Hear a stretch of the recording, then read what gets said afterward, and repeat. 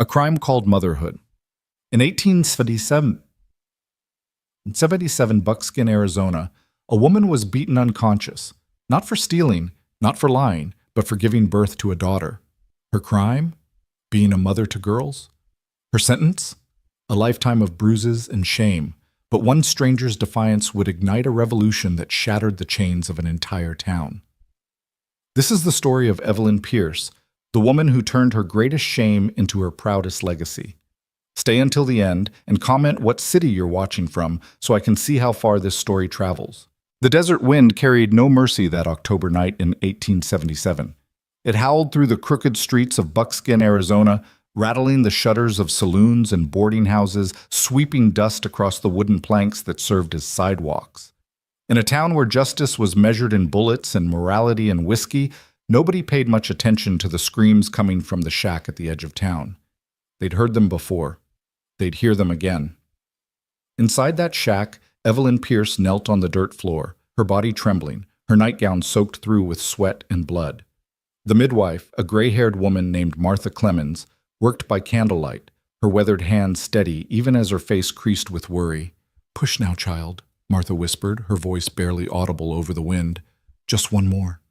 You're almost there." Evelyn gritted her teeth, every muscle in her body screaming in protest.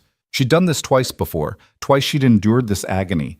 Twice she'd brought life into a world that seemed determined to crush it.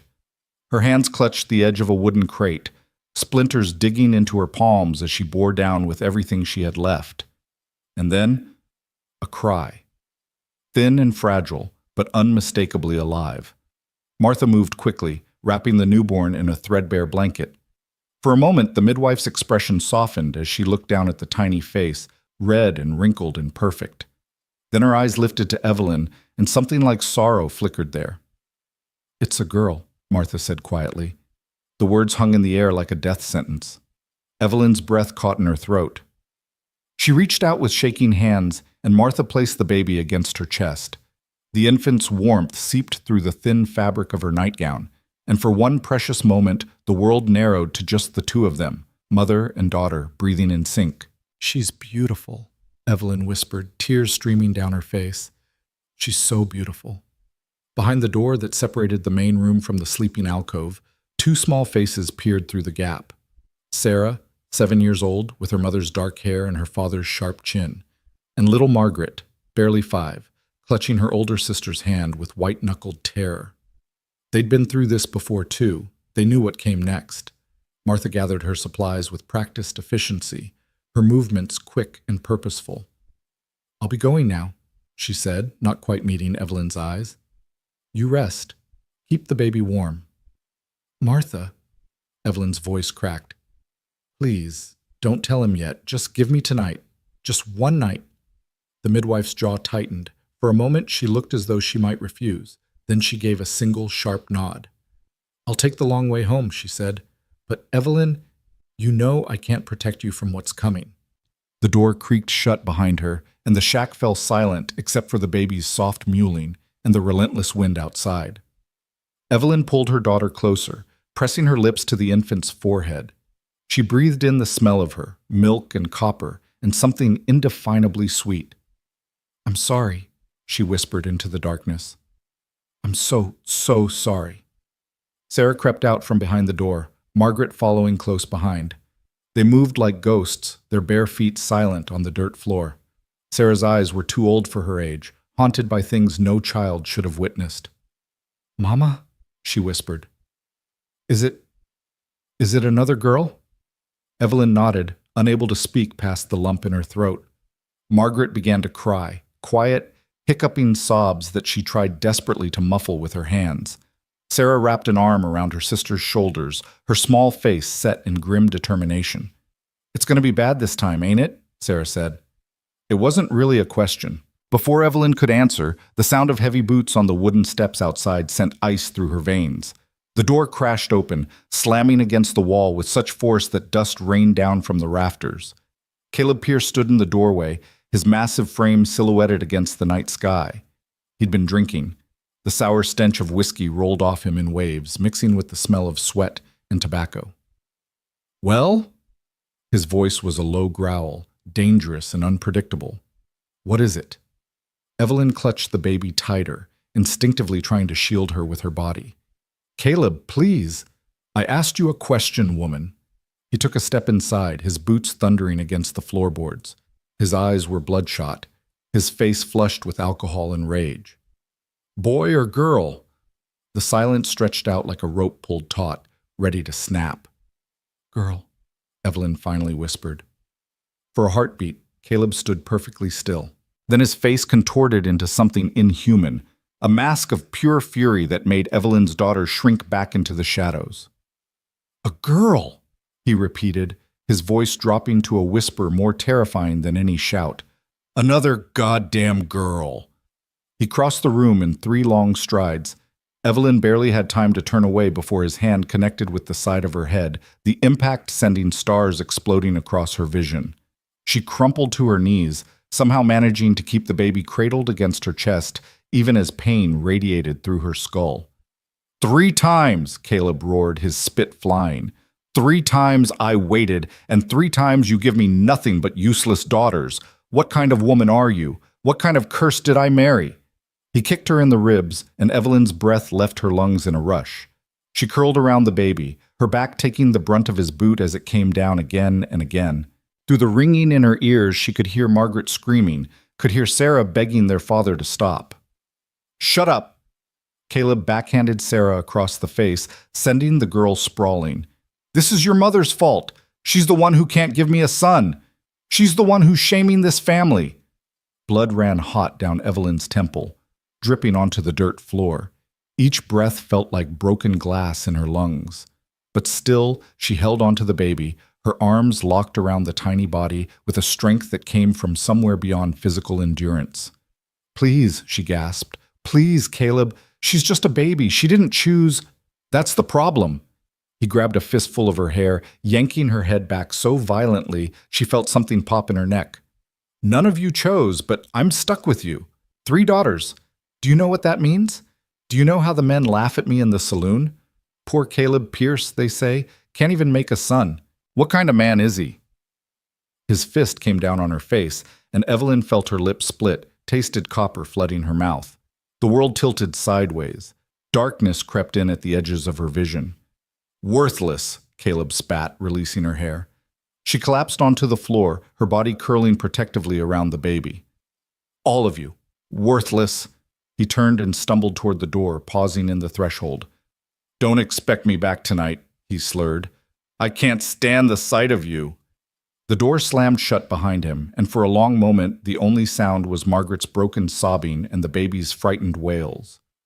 Sarah crawled to her mother's side, her small hands hovering uncertainly over Evelyn's battered body. Mama, please get up.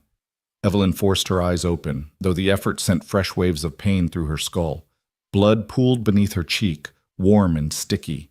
Every breath was agony. But the baby was still moving against her chest, still crying, still alive. I'm okay, Evelyn lied through swollen lips. Help me sit up, sweetheart. With Sarah's help, she managed to lever herself into a sitting position, her back against the wall. Margaret rushed over, tears streaming down her face, and pressed herself against her mother's side. Evelyn wrapped her free arm around both girls, pulling them close. Listen to me, she whispered, her voice rough and broken. This isn't your fault. None of this is your fault. You hear me? Sarah nodded, but her eyes told a different story. She'd heard these words before, after every beating, and nothing ever changed. Evelyn looked down at the newborn in her arms. The baby had quieted, her tiny fist curled against Evelyn's chest. Her eyes, impossibly dark and deep, staring up at her mother with an intensity that seemed to pierce straight through to her soul. What are we going to name her? Margaret asked softly. Evelyn's throat tightened. In the chaos and pain, she'd almost forgotten that this tiny creature deserved a name, deserved an identity beyond another girl. Grace, she whispered. Her name is Grace. Because if there was one thing they all needed now, it was grace. The grace to survive, the grace to endure, the grace to hope that somehow, someday, things might be different. The hours crawled by with agonizing slowness. Evelyn drifted in and out of consciousness, her daughters keeping watch beside her. Sarah tore strips from an old and used them to clean her mother's wounds, her small hands surprisingly steady.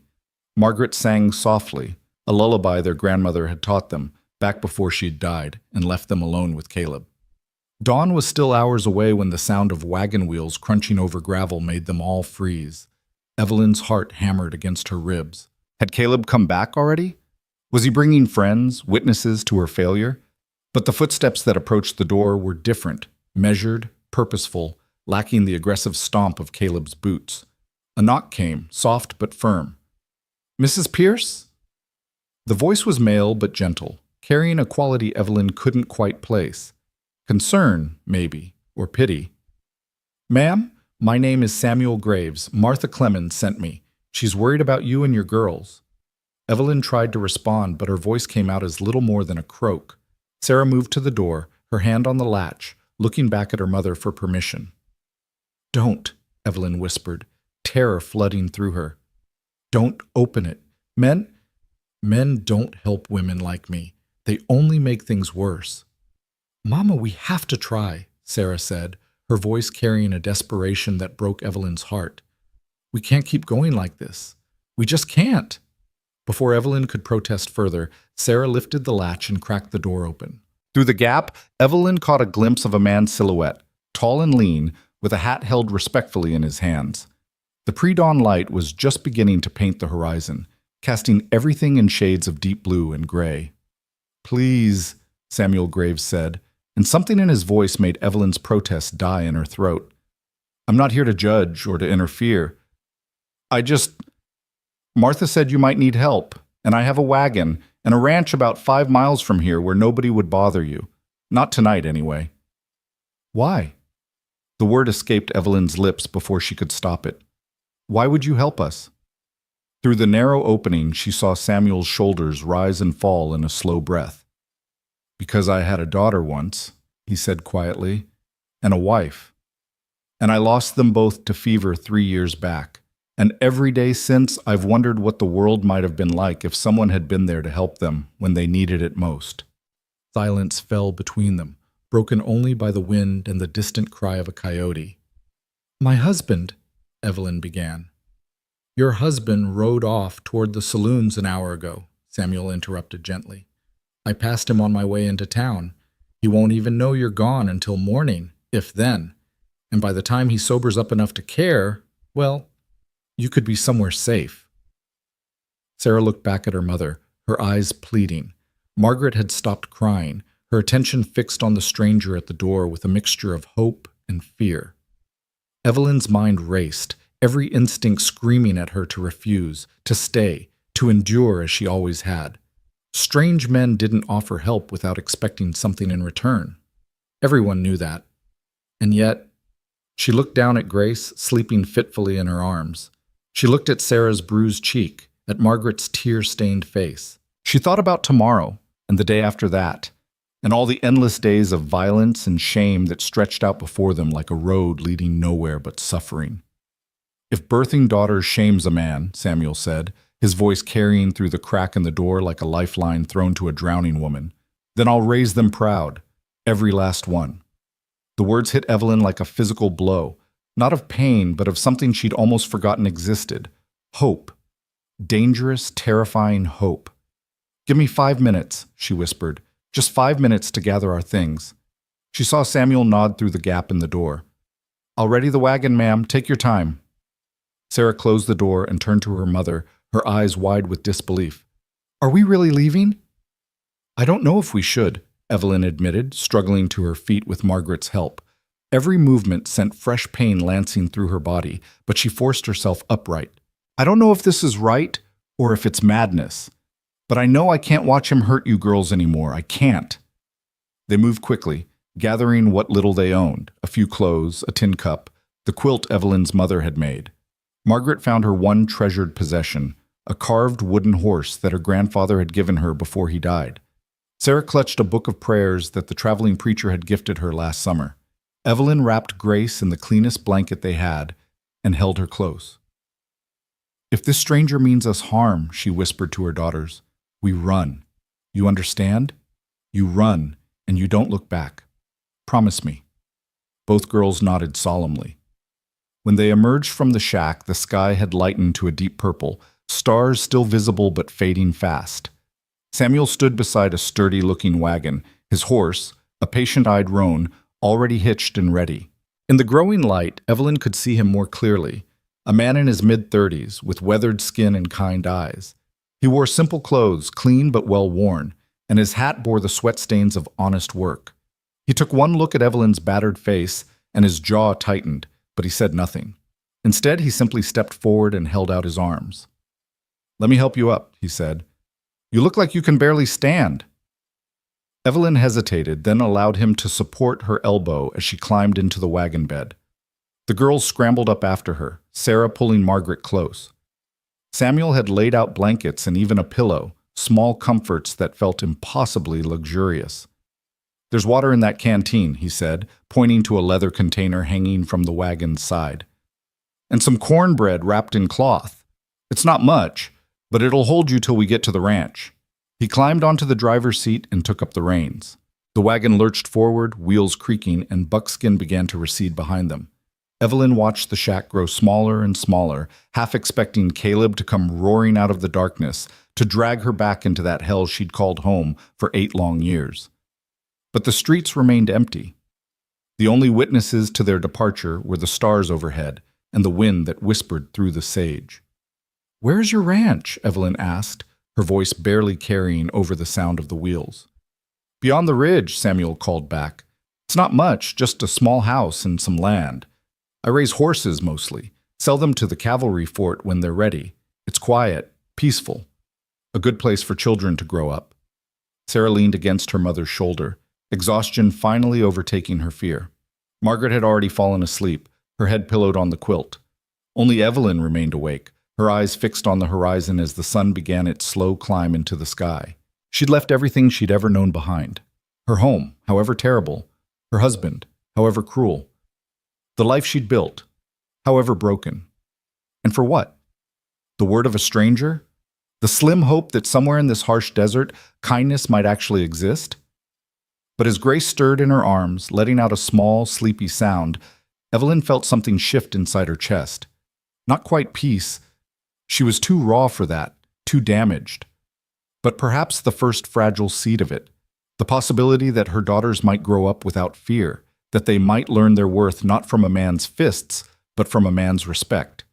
It was a foolish hope, probably, a desperate woman's fantasy.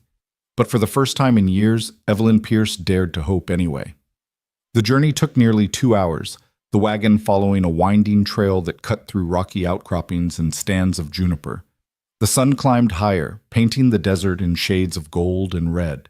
Samuel never once looked back, never questioned his decision to help them. He simply drove, humming a tune that Evelyn didn't recognize but found oddly comforting. When they finally crested the ridge, Evelyn sat up straighter, her breath catching in her throat. Below them, nestled in a small valley with a creek running through it, stood a house. Not a shack, a real house, with glass windows and a proper door and a porch that wrapped around 2 sides. Behind it stood a barn and several corrals where horses grazed in the morning light. Cottonwood trees lined the creek, their leaves already turning gold with the changing season. It looked like something out of a dream or a fairy tale, too good to be real. "This is your home?" she whispered. Samuel nodded, guiding the wagon down the slope. "Built it with my own hands," he said, and there was quiet pride in his voice. "My wife, Anna, she picked out where every window should go. Said she wanted to be able to see the sunrise from the kitchen and the sunset from the bedroom. She would have liked you and your girls, I think. She always wanted a house full of children." They pulled up in front of the porch, and Samuel set the brake. He climbed down and turned to help Evelyn, but she was already struggling to her feet, determined to do it herself. Her legs nearly gave out when her boots hit the ground, but she caught herself against the wagon's side, her pride refusing to let her fall. Sarah and Margaret tumbled out after her, their eyes wide as they took in their surroundings. Margaret pointed at the creek, then at the horses, her mouth forming a perfect O of wonder. Can we go look?" she asked hesitantly, as though expecting to be told no, to be punished for even asking. "Later. Evelyn said gently. First, we need the expression transforming his weathered face. The creek's shallow this time of year, and the horses are friendly. Just don't get too close to the gray one. He's got a habit of trying to nibble on hair. Margaret looked to her mother for permission. Evelyn hesitated, then nodded. Stay where I can see you. The two girls ran off toward the water, their laughter, genuine laughter, not the nervous, frightened kind, floating back on the morning breeze. Evelyn watched them go, something painfully tight loosening in her chest. Come on, Samuel said. Let's get you settled. You look like you're about to fall over. He was right. Now that the adrenaline was fading, exhaustion crashed over Evelyn like a wave. She let him guide her up the porch steps and through the front door. The interior of the house was simple but clean. A stone fireplace dominated one wall of the main room, with comfortable chairs positioned nearby. A kitchen area occupied the back, complete with a cast-iron stove and a hand pump for water. Shelves lined the walls, holding books and tools and small mementos. It smelled of wood smoke and coffee and something indefinably masculine but not unpleasant. There's a bedroom through that door, Samuel said, pointing. You and the girls can take it. I'll sleep in the barn. The barn? Evelyn repeated, startled. But this is your home. We can't. You can, and you will, Samuel said firmly but gently. You need rest, and you need privacy. Besides, I've slept in worse places. The barn's got a decent loft, and it'll do me just fine. He crossed to a trunk by the fireplace and pulled out several quilts, handing them to Evelyn. These belong to my wife. She'd want them used. And there's a basin and pitcher in the bedroom if you want to wash up. I'll give you some privacy. He moved toward the door, then paused, his hand on the frame. Mrs. Pierce, I meant what I said earlier. You're safe here, as long as you need. No expectations, no obligations, just safety. Evelyn stood frozen in the middle of the room, clutching the quilts to her chest, baby Grace beginning to fuss against her shoulder. She wanted to believe him. God, how she wanted to believe him. But trust was a luxury she'd stopped being able to afford years ago. Why? She asked again, her voice breaking. Why are you doing this? Samuel was quiet for a long moment, his gaze distant, focused on something she couldn't see. Because someone should have helped Anna when she needed it, he finally said. Someone should have been there when the fever took her and our daughter, and they weren't. And I've carried that guilt every day since. Maybe I can't save everyone, but I can save you, if you'll let me. He stepped outside before she could respond, pulling the door shut behind him.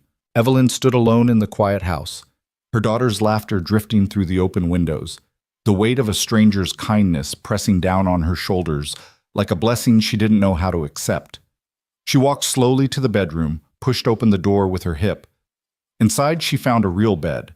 Not a pallet on the floor, but an actual bed with a frame and a mattress stuffed with something soft.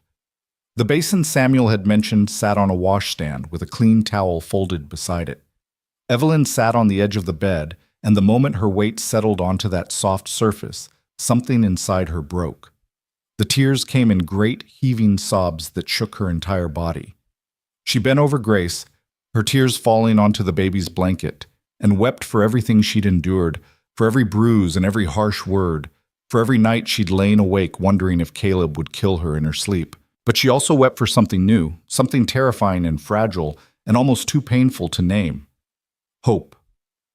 Outside, she could hear Samuel moving around, unhitching the horse, speaking to the animals in that same gentle voice he'd used with her daughters. Through the wall came the sound of him settling into the barn, and then, faintly, almost imperceptibly, the soft strains of a guitar. He was playing a melody she didn't know, slow and sweet and melancholy. And beneath the music she heard his voice, singing words she could barely make out. There's a star that shines through the darkest night, that never fades, that never dies. And though the storms may rage and fight, that star still burns in endless skies. Evelyn closed her eyes, clutching Grace to her chest, and listened. Sarah and Margaret must have heard it too, because their laughter faded into silence, replaced by the quiet sounds of them returning to the house, their footsteps soft on the wooden floor. They slipped into the bedroom, wet from the creek, smelling of fresh air and freedom, and climbed onto the bed beside their mother. Sarah wrapped her arms around Evelyn from one side, Margaret from the other, And together they lay there, 4 females who'd been called worthless, listening to a stranger sing them a song about a star that never went out. "Mama?" Margaret whispered. "Are we going to stay here?" Evelyn stroked her daughter's hair, her hand trembling. "I don't know, baby. I honestly don't know." "I hope we do," Sarah said quietly.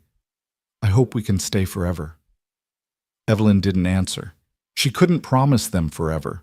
She couldn't promise them anything except this moment, this one perfect moment of safety and warmth and the sound of a man's voice singing not in anger, but in hope. But maybe, she thought as her eyes finally drifted closed, maybe one moment was enough to start with. Maybe one moment could become 2. And maybe, just maybe, those moments could add up to something resembling a life. Outside, Samuel Graves continued to play his guitar, his weathered fingers moving across the strings with practiced ease. He sang about stars and storms and the quiet courage it took to keep going when everything told you to quit.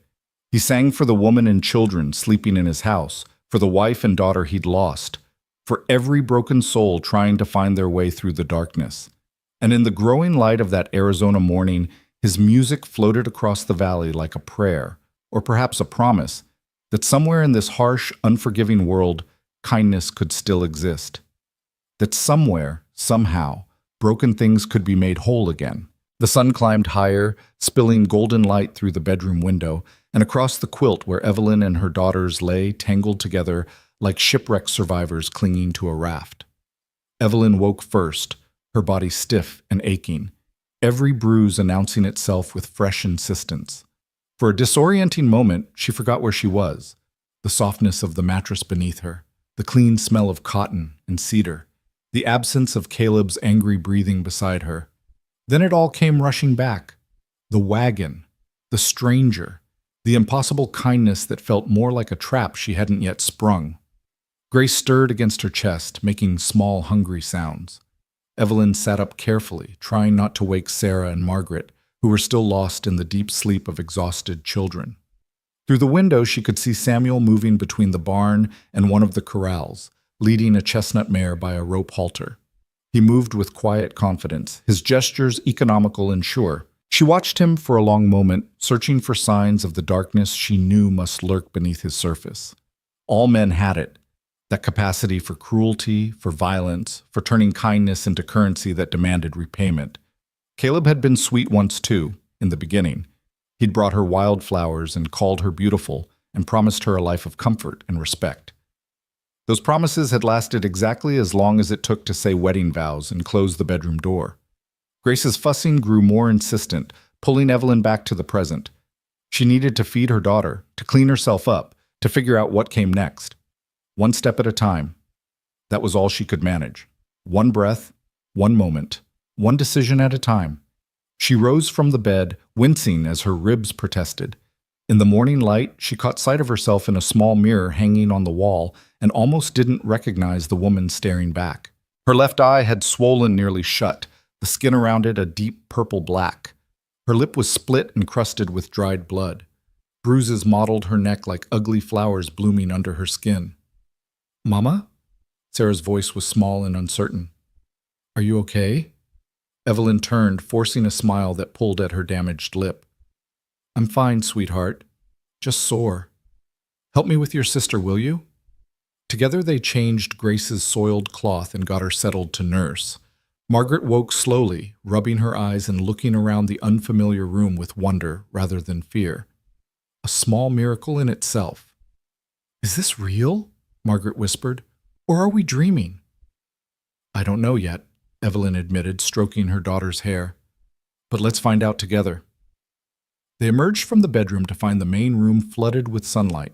Someone, Samuel obviously, had built up the fire in the stove and left a pot of coffee warming.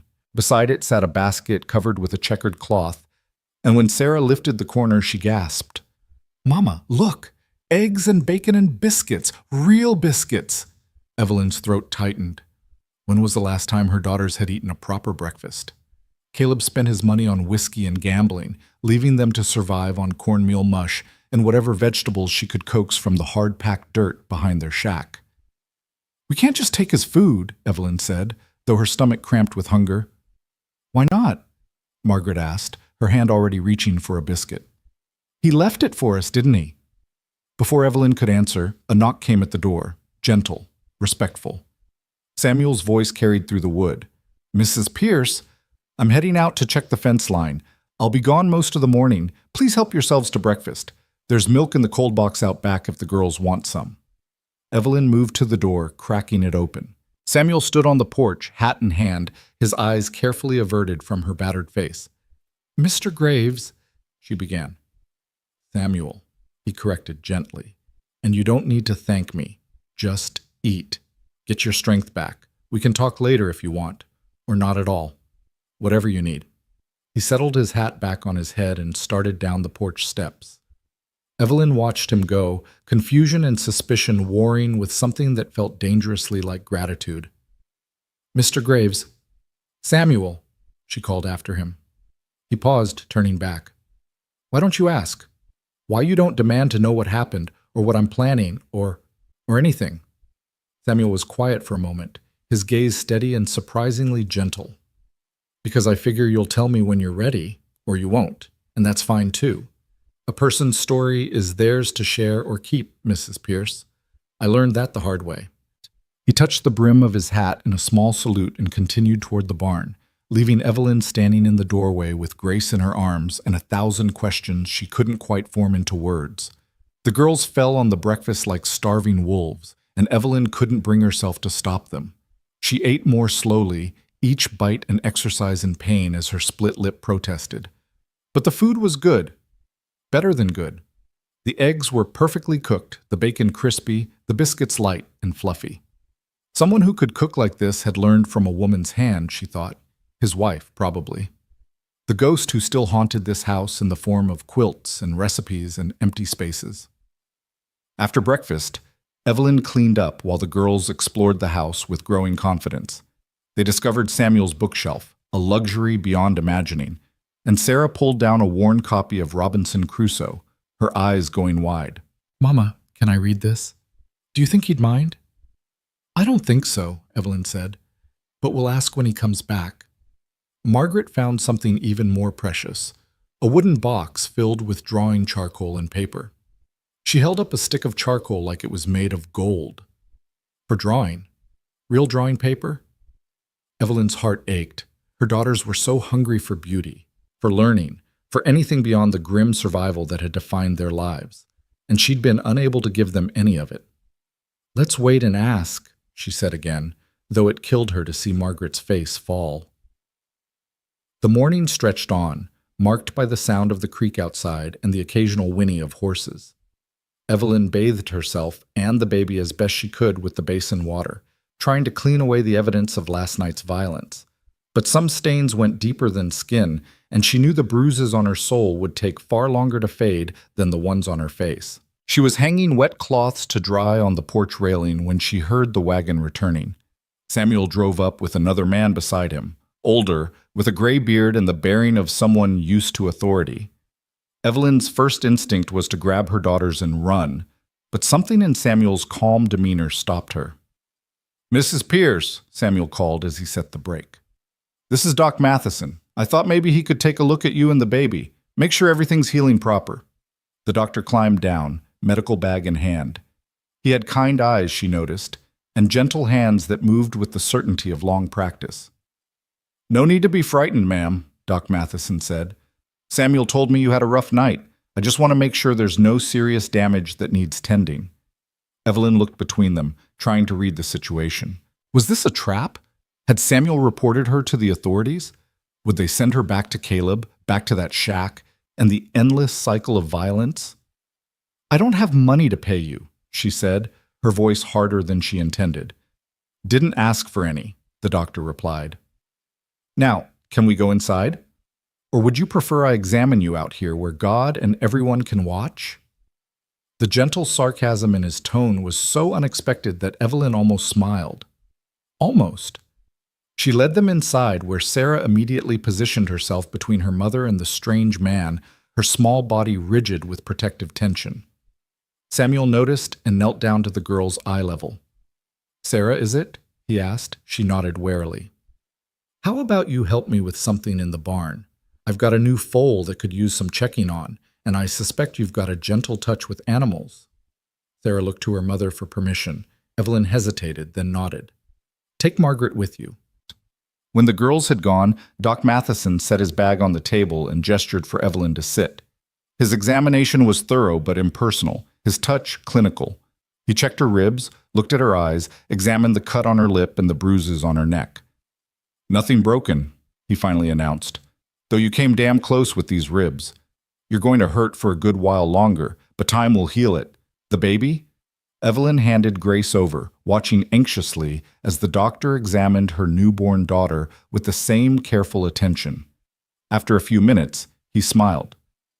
Healthy as a horse, he declared. Good color, good reflexes. Whatever happened last night, you protected her well. Something in Evelyn's chest loosened slightly. And you won't tell anyone where we are? Doc Matheson's expression hardened. Mrs. Pierce, I took an oath to do no harm. That includes keeping my mouth shut when a woman finds the courage to escape a bad situation. Far as I'm concerned, I made a house call 5 miles in the other direction this morning. Understood? Tears pricked at Evelyn's eyes. Why does everyone keep helping us? What do you want from me? Not a damn thing, the doctor said bluntly, except maybe for you to let yourself heal, both body and spirit. He packed up his bag and headed for the door, then paused. Samuel Graves is a good man, Mrs. Pierce. Lost his whole world 3 years back and didn't let it make him bitter. You could do worse than trusting him, though I suspect trust isn't something that comes easy to you anymore. After he left, Evelyn sat alone in the quiet house, Grace sleeping in her arms. Through the window, she could see Samuel with her daughters, showing them how to approach the mare and her foal. Margaret was laughing, actually laughing, as the foal nuzzled her palm.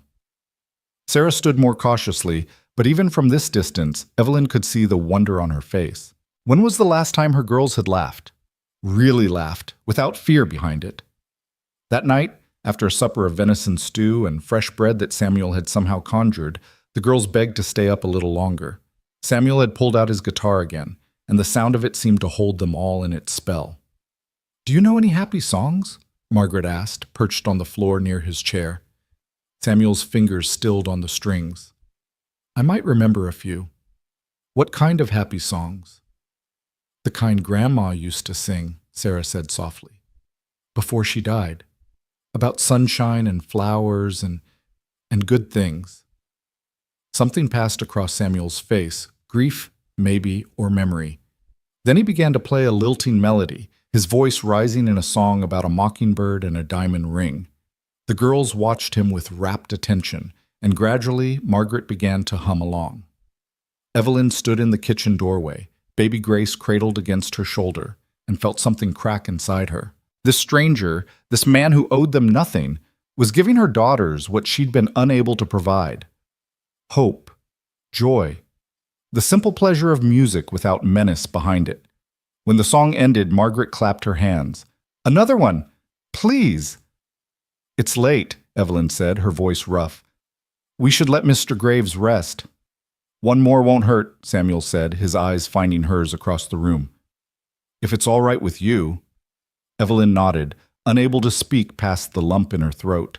He played another song and another, until Margaret's eyes grew heavy and Sarah leaned against the chair, fighting sleep. Finally, Evelyn herded them to bed, tucking them in with the quilts that had belonged to Samuel's wife. Mama, Margaret whispered as Evelyn bent to kiss her forehead. Can we stay here forever? I don't know, baby. We'll see. I like it here, Sarah added quietly. I like that nobody yells, nobody hits, nobody says we're mistakes. Evelyn's vision blurred. You are never mistakes, never. You hear me? Then why did Papa? Sarah's voice broke. Because your Papa is broken inside, Evelyn said, choosing her words carefully. And broken people sometimes hurt others to feel less broken themselves. But that's his failing, not yours. Never yours. She stayed with them until they drifted off, then returned to the main room to find Samuel banking the fire for the night. He looked up when she entered, his expression unreadable in the dim light. They're good girls, he said. Smart, kind.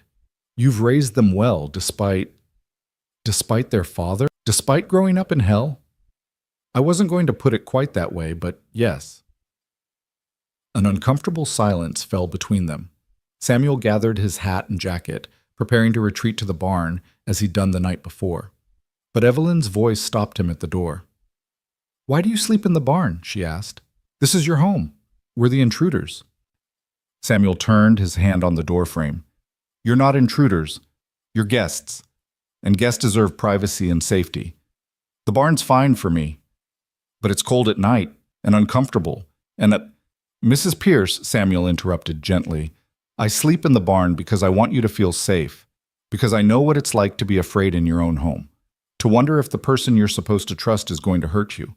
My Anna, near the end when the fever had her in its grip, she was delirious. She looked at me like I was a stranger, like she was afraid of me. And that look broke something in me that I don't think will ever fully heal." He cleared his throat roughly.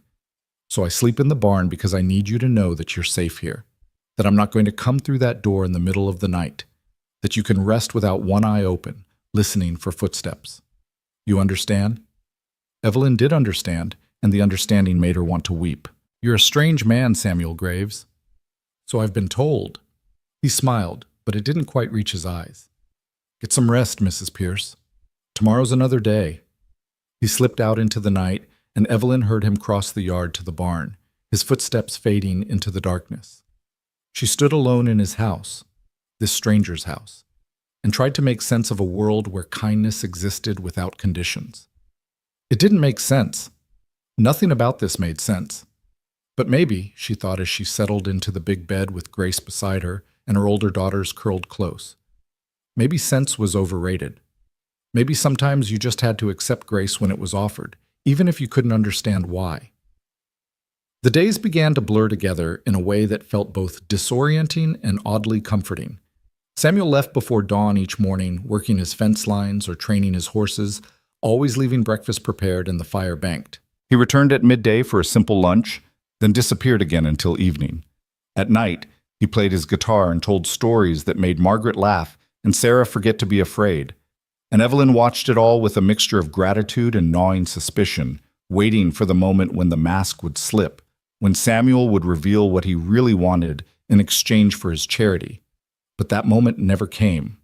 On the third day, Sarah asked if she could read the books on the shelf, and Samuel not only agreed but spent an hour helping her sound out difficult words. On the fourth day, Margaret found the courage to ask about the drawing supplies, and Samuel set her up at the table with paper and charcoal, teaching her how to sketch the basic shapes of horses and trees. "You're good at this," he told Margaret as she carefully shaded the curve of a horse's neck. "You've got an artist's eye." Margaret beamed, the smile transforming her thin face. "Really? Really? My Anna used to draw. She'd sit on the porch for hours, sketching whatever caught her fancy. Birds, mostly. She loved birds." His voice grew distant. "After she died, I couldn't bear to look at her drawings. Packed them all away in a trunk. But watching you, I think she'd like knowing that someone's using her supplies, that her art is living on, in a way." Evelyn, listening from across the room while she nursed Grace, felt something shift in her perception of this man. He wasn't just being kind. He was healing himself through helping them. They were each other's salvation, in a strange way. On the fifth evening, as Samuel settled into his chair with his guitar, Margaret made a request that changed everything. "Can you teach us?" she asked. "To play music?" Samuel's fingers stilled on the strings. "You want to learn guitar?" "We want to learn anything," Sarah said, her voice carrying a quiet intensity that belied her 7 years. "Mama taught us some letters, but Papa said girls didn't need education. Said it was a waste. But I want to read all the books. I want to know things. I want to—" Her voice broke. "I want to be more than what he said we were." Evelyn's breath caught. She'd tried so hard to protect her daughters from Caleb's poison, but clearly some of it had seeped in anyway, leaving them convinced they needed to prove their worth. Samuel set down his guitar and leaned forward, his elbows on his knees, his expression serious. "Sarah, Margaret, look at me." They did, their eyes wide and uncertain. "You already are more. You don't need to prove anything to anyone. You're smart and brave and full of potential. Any man who can't see that is a fool, and his opinion doesn't matter. But Papa said, Margaret began. Your papa was wrong, Samuel said firmly. And I'll tell you something else. The smartest person I ever knew was a woman. My Anna could calculate numbers in her head faster than any banker, could read Latin and Greek, knew more about horse breeding than most men who'd been doing it their whole lives. And you know what the town said about her? That she was unnatural, that she should have been content to cook and clean and keep her mouth shut. He shook his head, anger flashing across his features. But she wasn't content with that, and I loved her more for it. So yes, I'll teach you. I'll teach you anything you want to learn. Reading, writing, arithmetic, music, whatever your minds are hungry for. Because educating girls isn't a waste. It's an investment in a better future. Sarah's eyes filled with tears. You really mean that? Every word. And so the lessons began. Each evening after supper, Samuel would pull out Anna's old primers and teach Sarah and Margaret their letters, their numbers, their grammar. He was patient but demanding, expecting their best effort and accepting nothing less. When Sarah struggled with a particularly difficult word, he'd break it down into smaller pieces. When Margaret's attention wandered, he'd find a way to make the lesson more engaging. Evelyn watched from the sidelines, pretending to focus on mending or caring for Grace, but secretly drinking in every word. She'd had so little education herself, just enough to read simple texts and write her name. Listening to Samuel teach her daughters filled her with a bittersweet mixture of joy and regret. One night, after the girls had gone to bed, Samuel found her at the kitchen table, laboriously copying letters onto a scrap of paper by candlelight.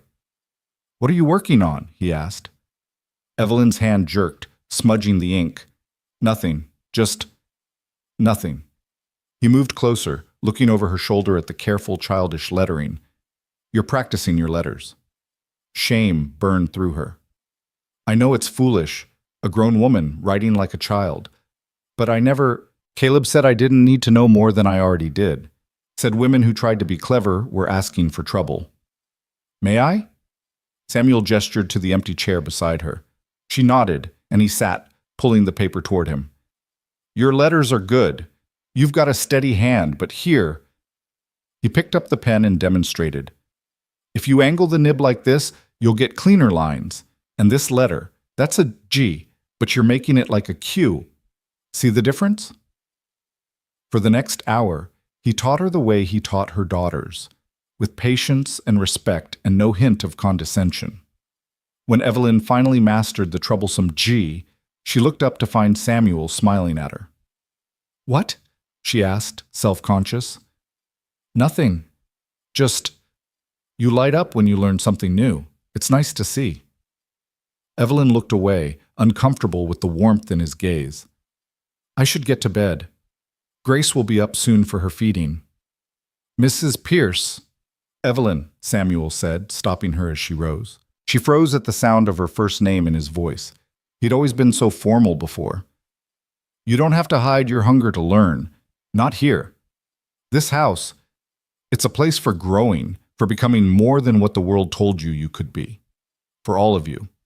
She met his eyes, searching for the lie, for the ulterior motive, but all she saw was sincerity and something else, a deep, abiding loneliness that mirrored her own.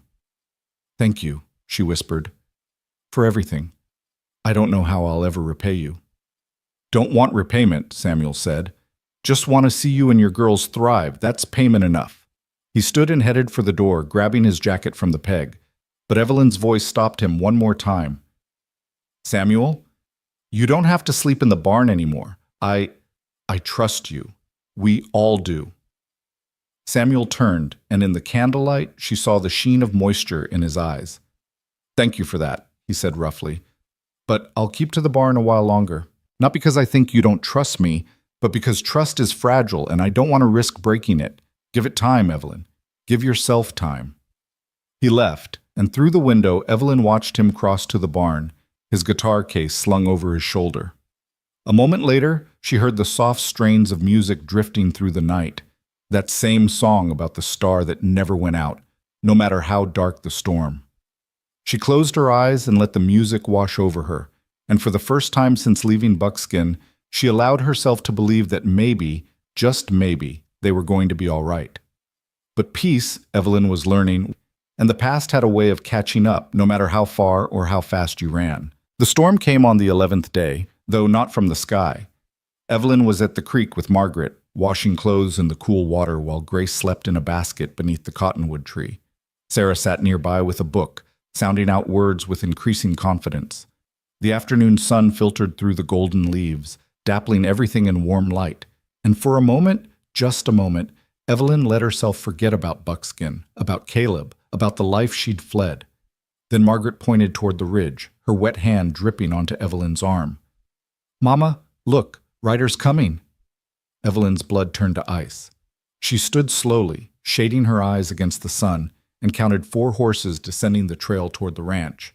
Even from this distance, she recognized the lead rider by the way he sat his horse, slouched and aggressive, like violence barely contained. "Caleb." "Girls, get to the house," Evelyn said, her voice tight and controlled. "Now, don't run, walk normal, but get inside and bar the door." "Mama?" Sarah's face had gone white.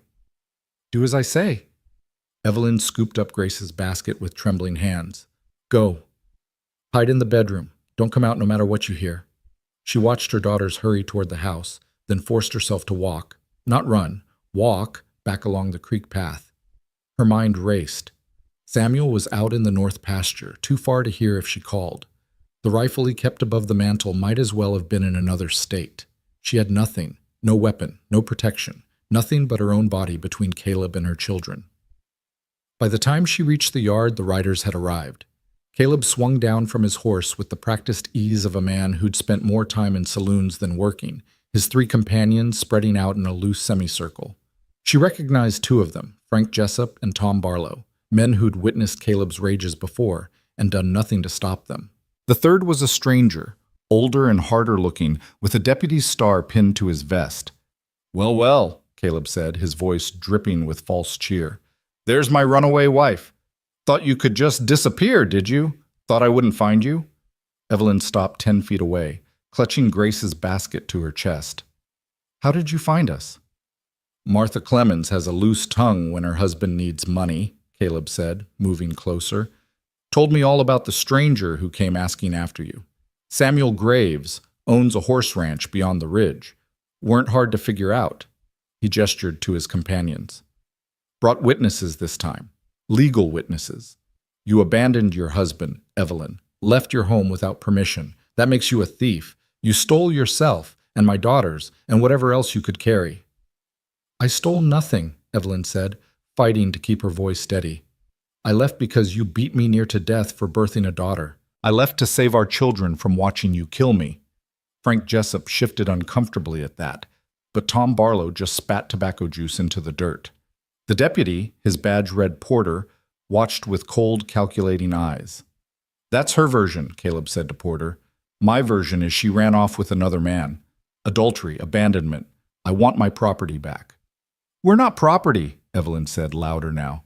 "We're human beings, and I'd rather die than go back to you." Caleb's face darkened. "You might get your wish, you ungrateful. That's far enough." Samuel's voice cut across the yard like a blade. He'd come from the barn, and Evelyn hadn't even heard him approach. He stood 20 feet away, his stance deceptively casual, a hammer hanging loose in his right hand.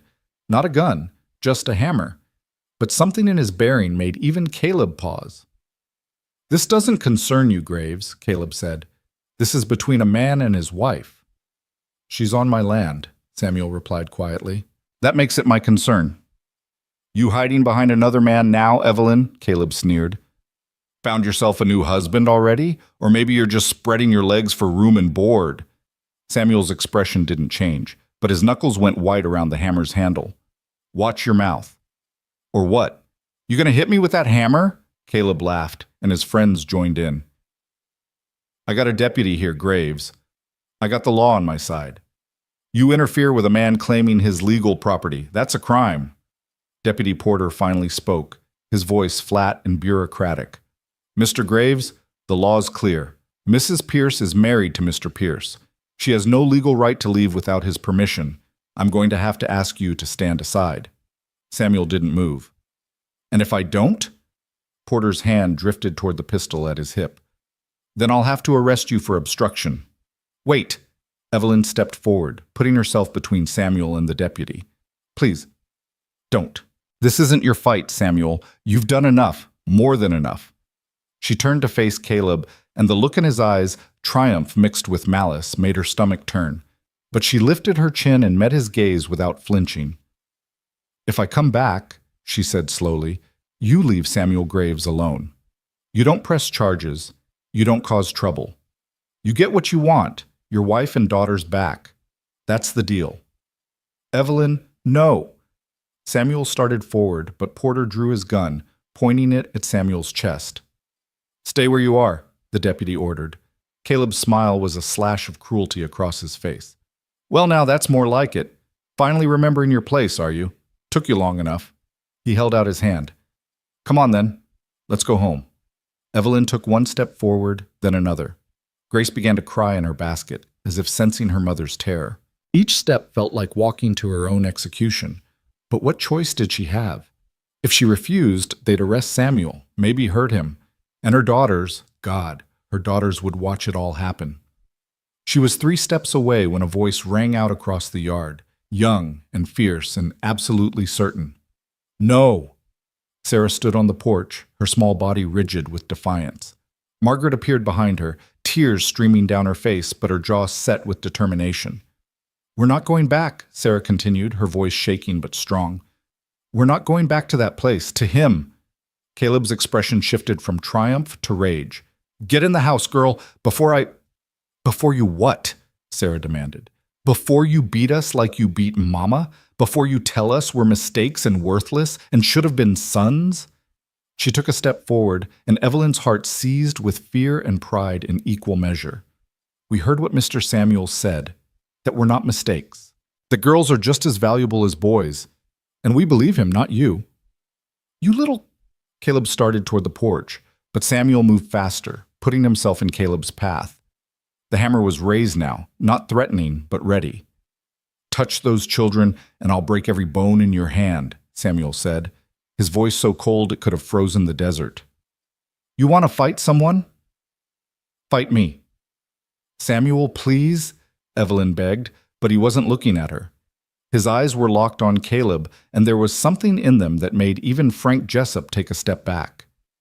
You know what your problem is, Pierce? Samuel said conversationally. You're so busy trying to prove you're a man that you forgot how to be human. You beat a woman half your size to feel powerful. You terrorize children to feel in control.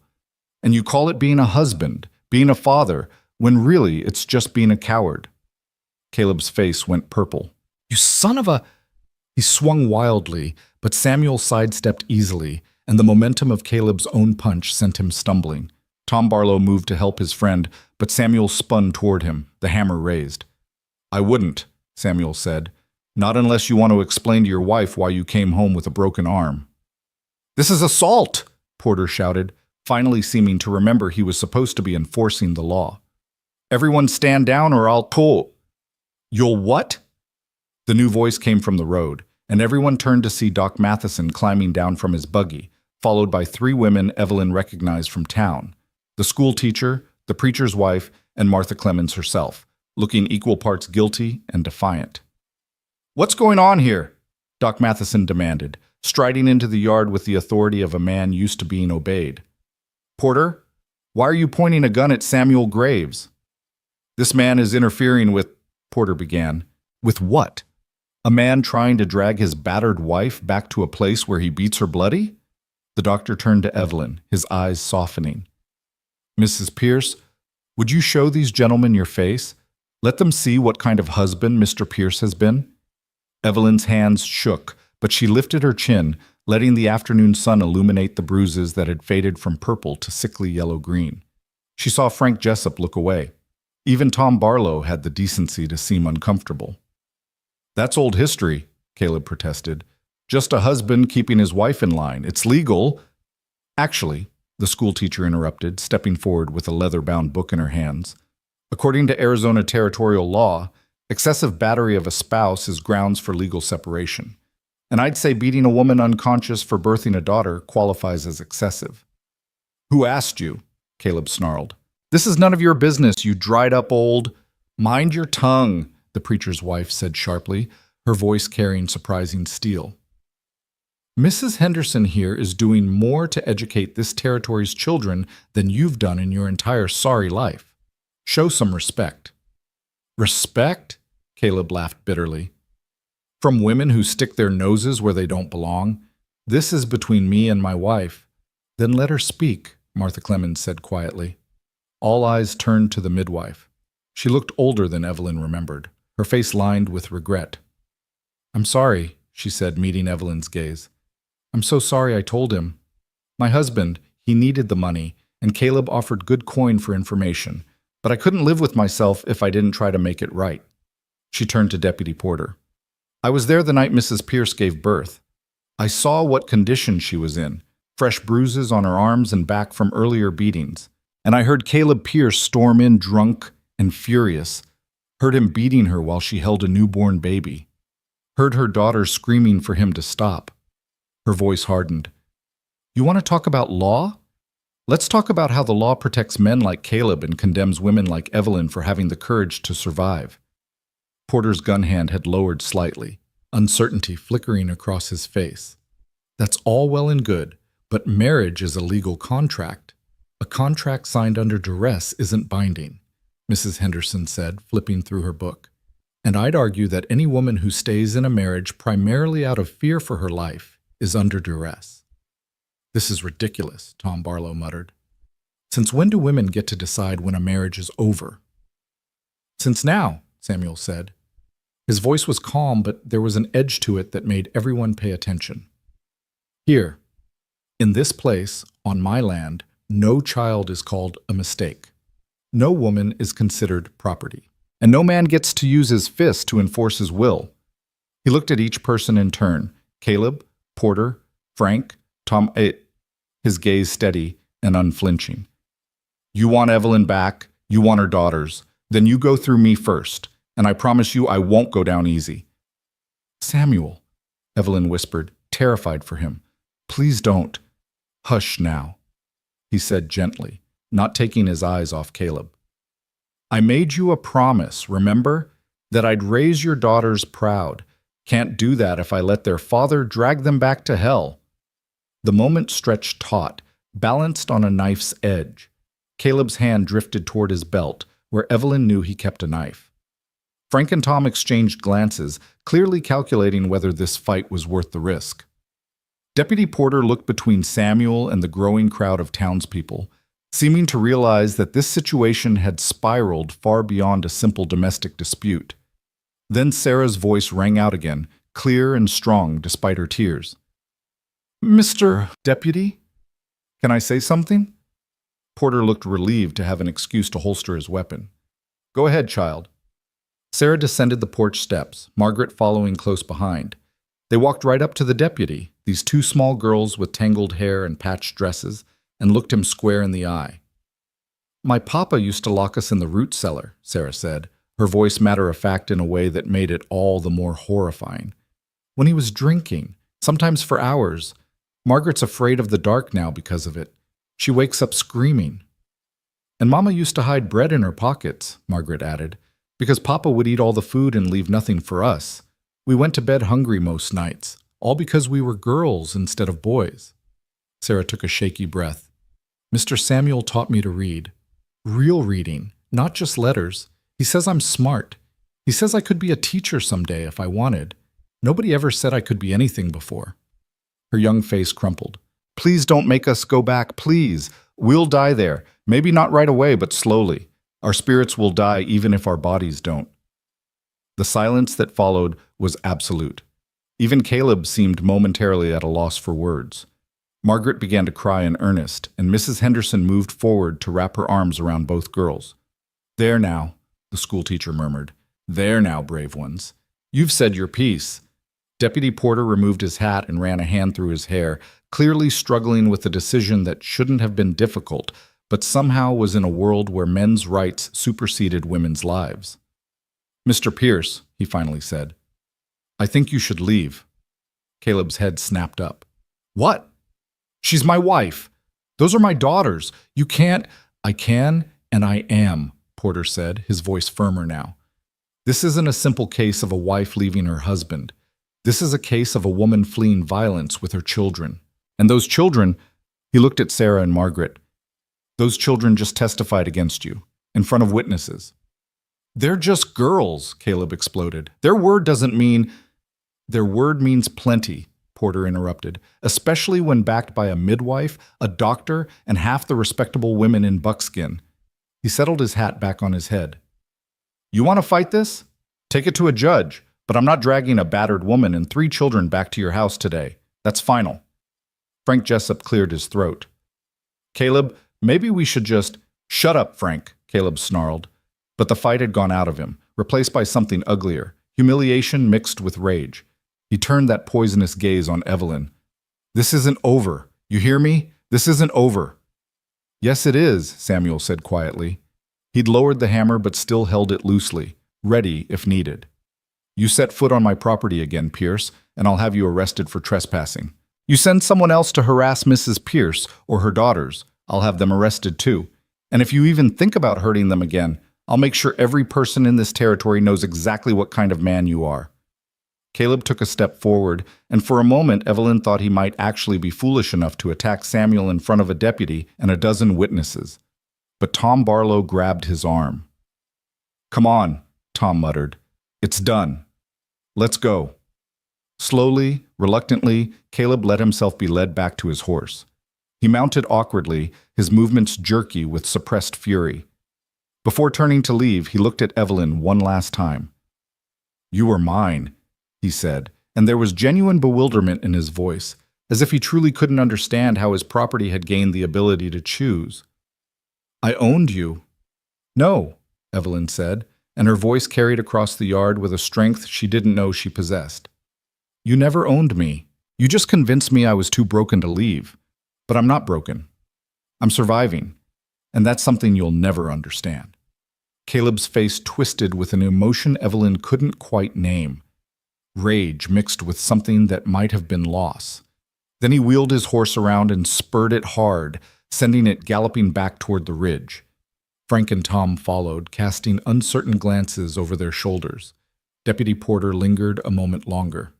Mrs. Pierce, I need to know, are you staying here of your own free will? I am, Evelyn said without hesitation. And Mr. Graves hasn't coerced you in any way?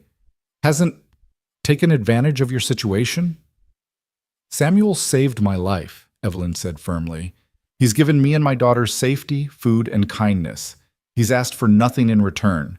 And if you're suggesting something improper, Deputy, then you're as bad as Caleb. Porter had the grace to look ashamed. I had to ask, ma'am. It's my job. He mounted his horse. For what it's worth, I hope you find peace here. God knows you've earned it. He rode off, leaving Evelyn standing in the yard with her daughters, Samuel, and the small group of townspeople who'd come to her defense. The reality of what had just happened began to sink in, and Evelyn's legs suddenly felt like water. She swayed, and Samuel was there instantly, steadying her with a gentle hand on her elbow. Easy now, he murmured. It's over. You're safe. Am I? Evelyn whispered. Caleb said it wasn't over. What if he comes back? What if he brings more men? Or, then we'll deal with it, Doc Matheson said, moving to her other side. Together. You're not alone anymore, Mrs. Pierce. You've got friends now. Mrs. Henderson approached with Sarah and Margaret, both girls still crying, but with something like hope beginning to bloom in their eyes. The preacher's wife produced a handkerchief and dabbed at Margaret's face. You're very brave, she told the girls. Both of you. What you did today, standing up to your father like that took more courage than most adults ever show in their whole lives. I was so scared, Margaret admitted. I thought he was going to take us. But he didn't, Sarah said, wrapping her arms around her sister. We're still here. We're safe. Martha Clemens hung back, clearly unsure of her welcome. When Evelyn's eyes found her, the midwife flinched. I don't expect you to forgive me, Martha said. What I did, telling Caleb where you were, it was unforgivable. But when I saw him riding out here with those men, looking like he meant real harm, she shook her head. I couldn't let it stand, so I told the doctor, and we gathered who we could. Evelyn studied the older woman's face in the first place. Money, Martha said bluntly. My husband drinks, same as Caleb, and when he drinks, he gambles. We were 3 months behind on rent, facing eviction. Caleb offered $50 for information about where you'd gone. $50, Mrs. Pierce. I know that doesn't excuse it, but her voice broke. I've been poor so long I've forgotten what it's like to have principles.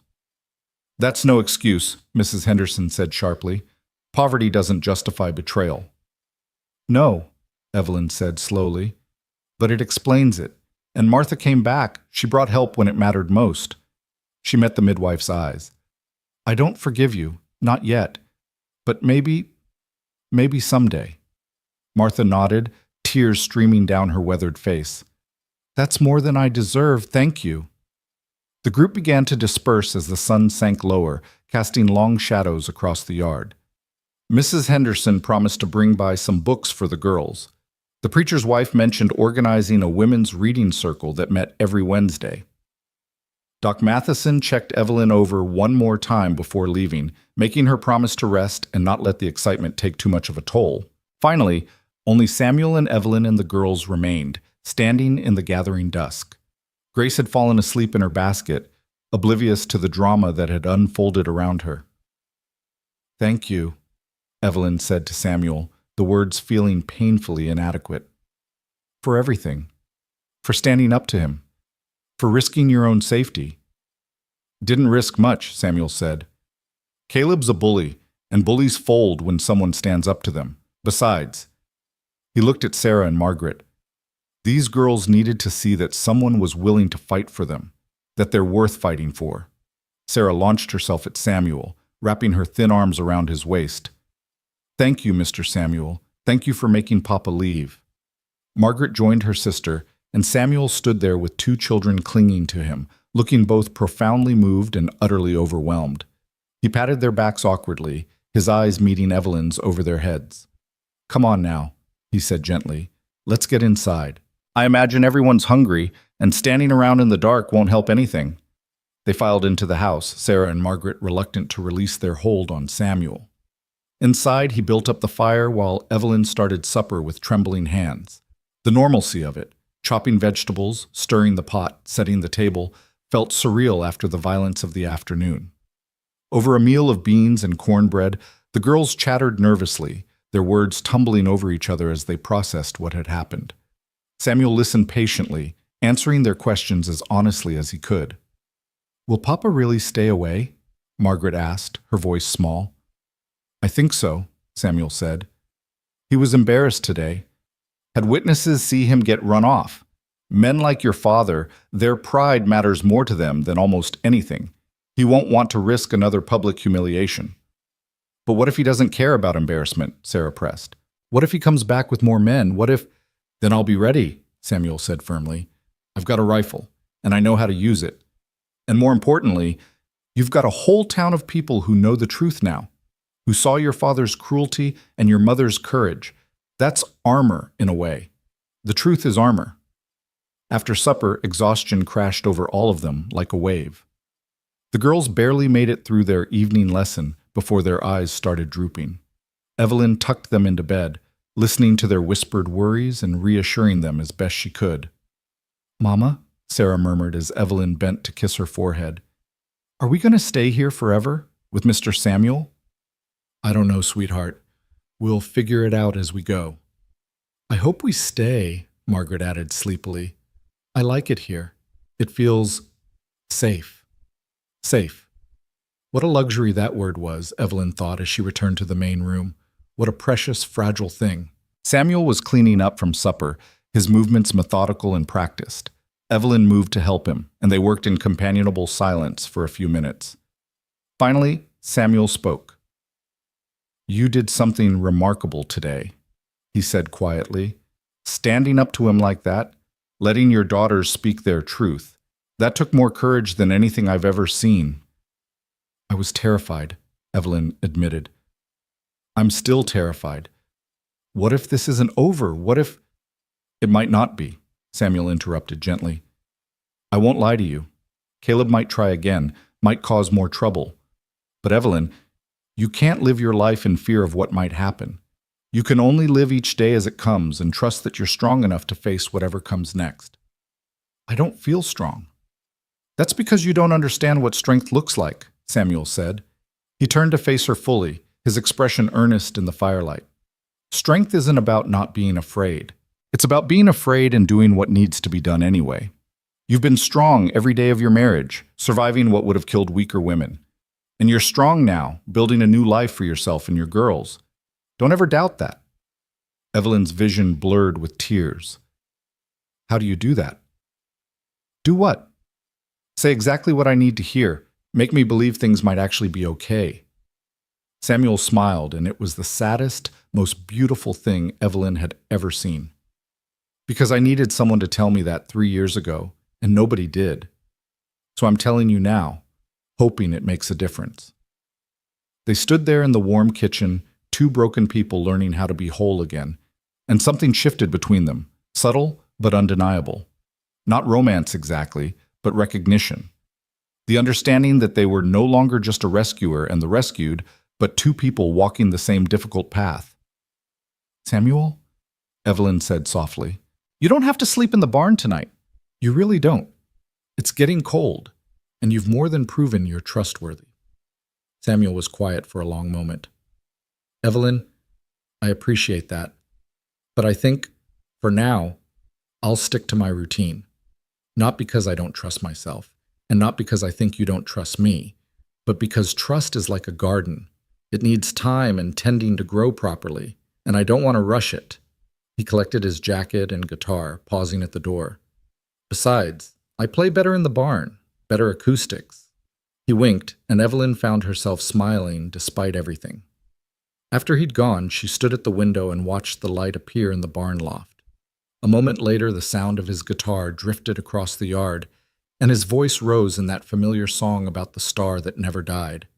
Evelyn closed her eyes and let the music fill the empty spaces inside her, the places Caleb's cruelty had hollowed out. And for the first time since fleeing Buckskin, she allowed herself to feel something beyond mere survival.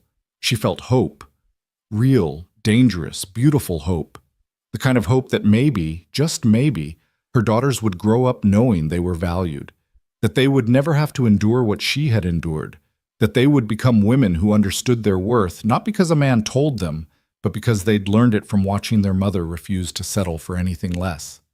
Outside, Samuel sang about storms and stars and the courage it took to keep shining even when darkness threatened to swallow everything whole. And inside, Evelyn Pierce stood in the house of a stranger who'd become something more and dared to believe that brighter days were coming, that the worst was behind them, that they were finally truly safe. She was wrong, of course. The worst was yet to come. But in that moment, with her daughters sleeping peacefully and Samuel's music wrapping around her like a protective embrace, Evelyn let herself believe the lie. Sometimes, believing was all you could do.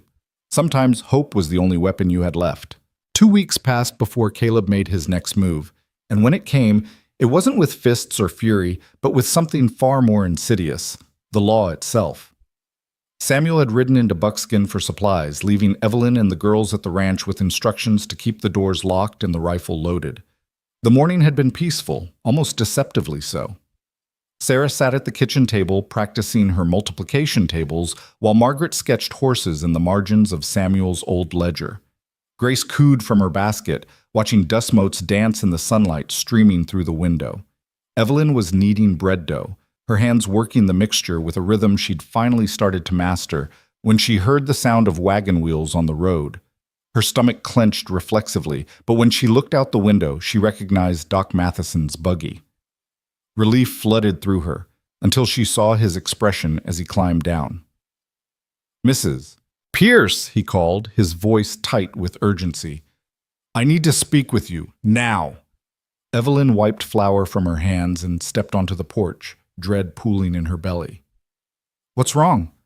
The doctor pulled a folded paper from his coat pocket, his weathered face grim. "Caleb's filed a petition with the territorial court. He's claiming Samuel kidnapped you and the children. Says he wants his family returned and Samuel prosecuted for abduction and alienation of affection." The world tilted sideways. Evelyn gripped the porch railing to steady herself. "But that's a lie." Samuel didn't kidnap anyone. I chose to leave. I chose to come here. I know that, and you know that. But Caleb's got himself a lawyer, a slick one from Phoenix who specializes in these kinds of cases. Fellow named Thornton Ashford. And they're not just going after Samuel, they're going after you too. Doc Matheson's voice dropped. Evelyn, they're claiming you're an unfit mother, that you abandoned your home and exposed your children to immoral circumstances by living unchaperoned with a man who isn't your husband. The words hit like physical blows. Immoral circumstances? We've done nothing wrong. Samuel sleeps in the barn, for heaven's sake. We barely... She stopped, aware of her daughters listening from inside. This is insane. It's calculated, the doctor corrected. Ashford's good at what he does. He knows that even if he can't prove kidnapping, he can destroy your reputation so thoroughly that no judge will grant you custody. And without your children as leverage, you'll have to go back to Caleb or face destitution. Evelyn felt the familiar cage closing around her again, the walls pressing in from all sides. When is the hearing? 3 days. Saturday morning. In Buckskin. Doc Matheson hesitated. There's more. Ashford's been interviewing witnesses, people who've known you and Caleb for years, and not all of them are sympathetic to your situation. Who? The question came out as a whisper. Tom Barlow's wife claims you were always flirtatious with men at church socials. Frank Jessup says he saw you and Samuel talking alone before you left Caleb, suggesting the affair was planned. And Caleb himself is painting a picture of a devoted husband, driven to drink by a faithless, disobedient wife who couldn't even give him sons. Rage flared hot in Evelyn's chest, burning through the fear.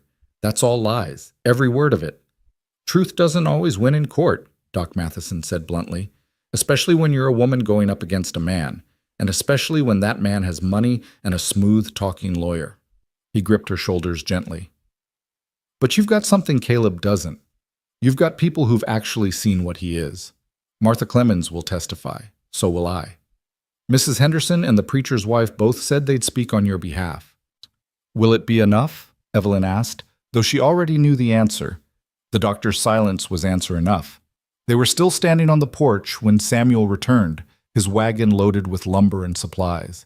He took one look at their faces and set the brake, jumping down with athletic grace.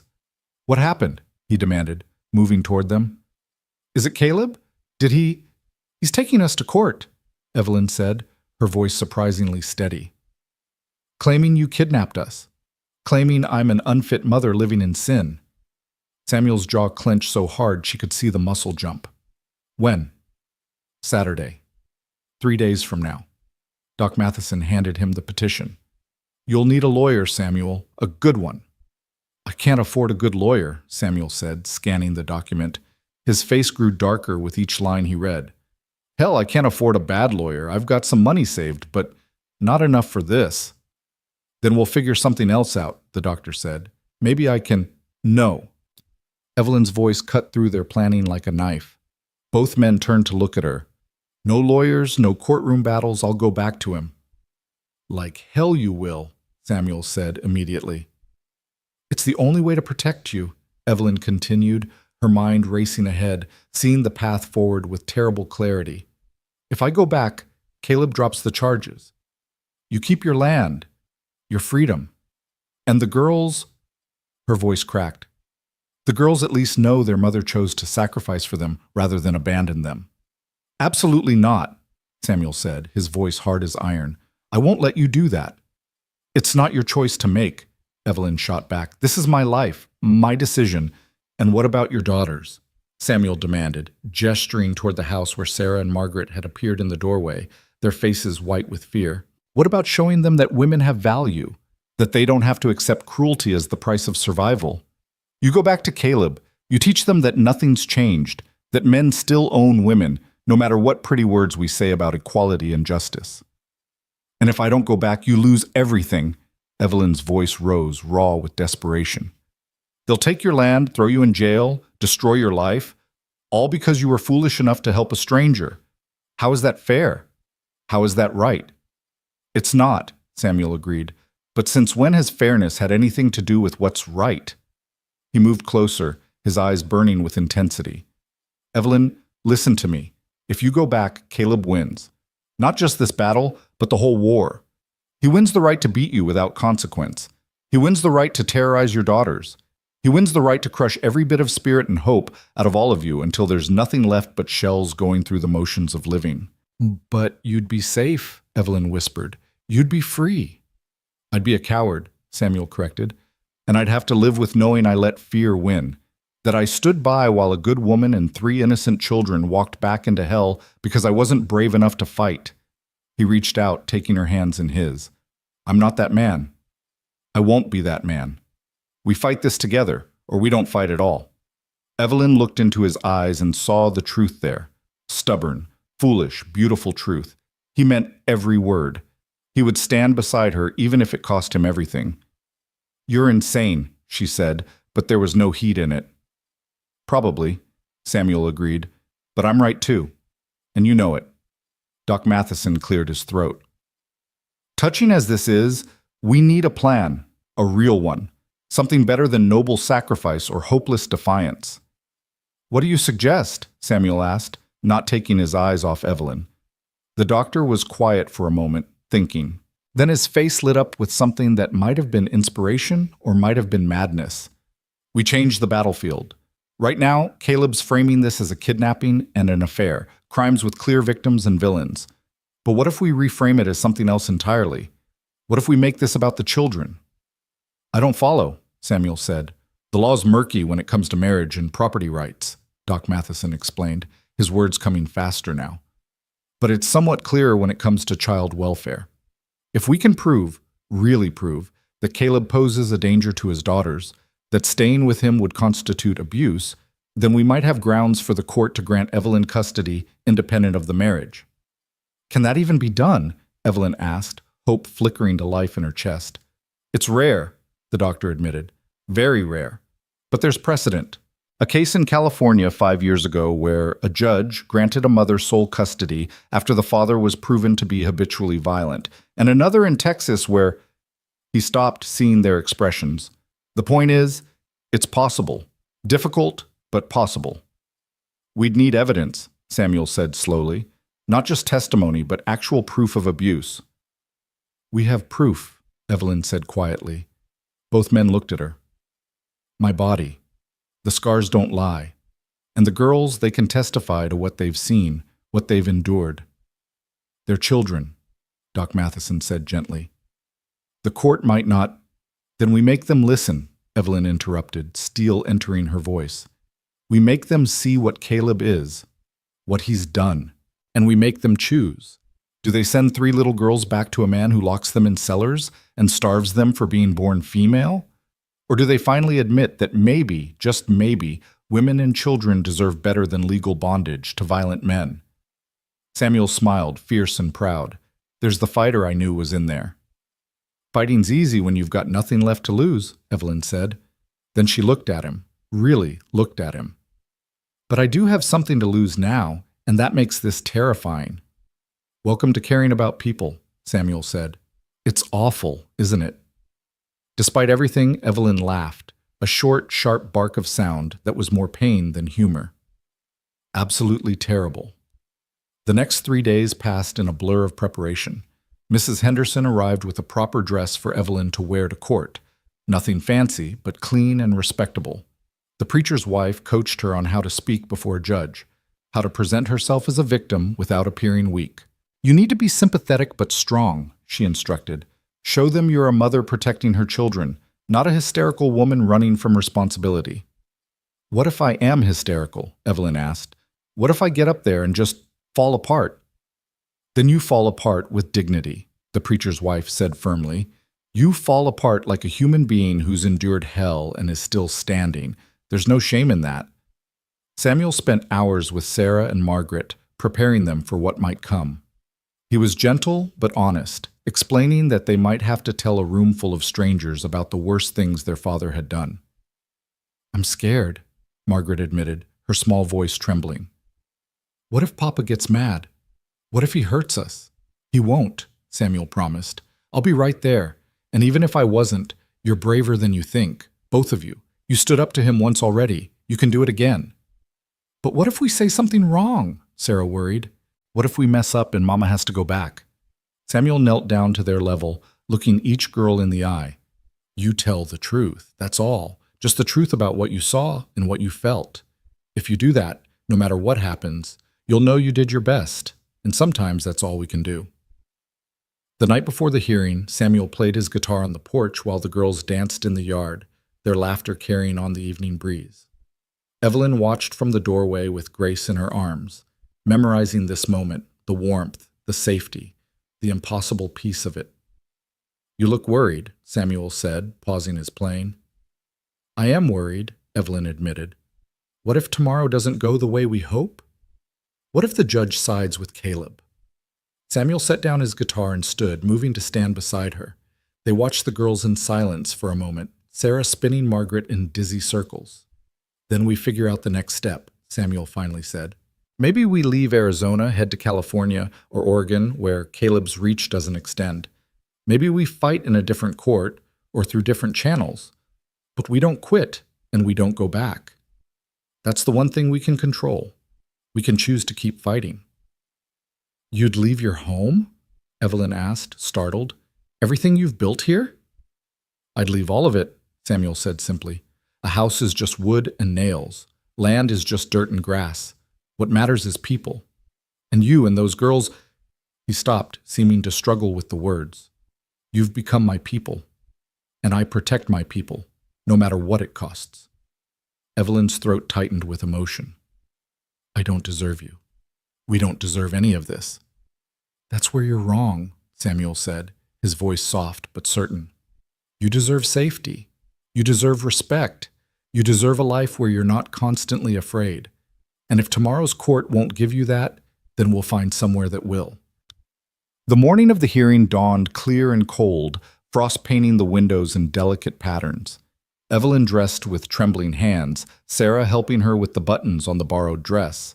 Margaret plaited her hair, her small fingers surprisingly deft. You look pretty, Mama, Margaret said when they'd finished. I look scared, Evelyn corrected, but she smiled at her daughter's reflection in the mirror. You can be both, Sarah said wisely, pretty and scared and brave all at once. The ride to Buckskin seemed to take both forever and no time at all.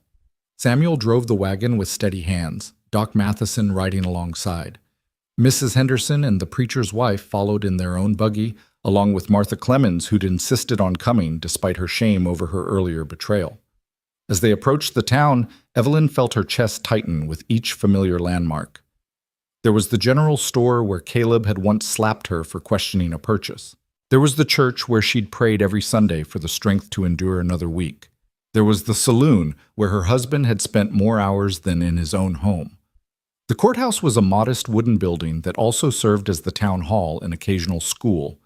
A crowd had gathered outside, more people than Evelyn had expected. Some faces were sympathetic, others curious, and a few openly hostile. She saw Tom Barlow's wife whispering behind her hand to another woman, their eyes following Evelyn with undisguised judgment. Caleb stood near the entrance with his lawyer, a tall man in an expensive suit who looked wildly out of place in rough-hewn buckskin. Thornton Ashford had the smooth, confident air of someone who'd never lost a case and didn't expect to start now.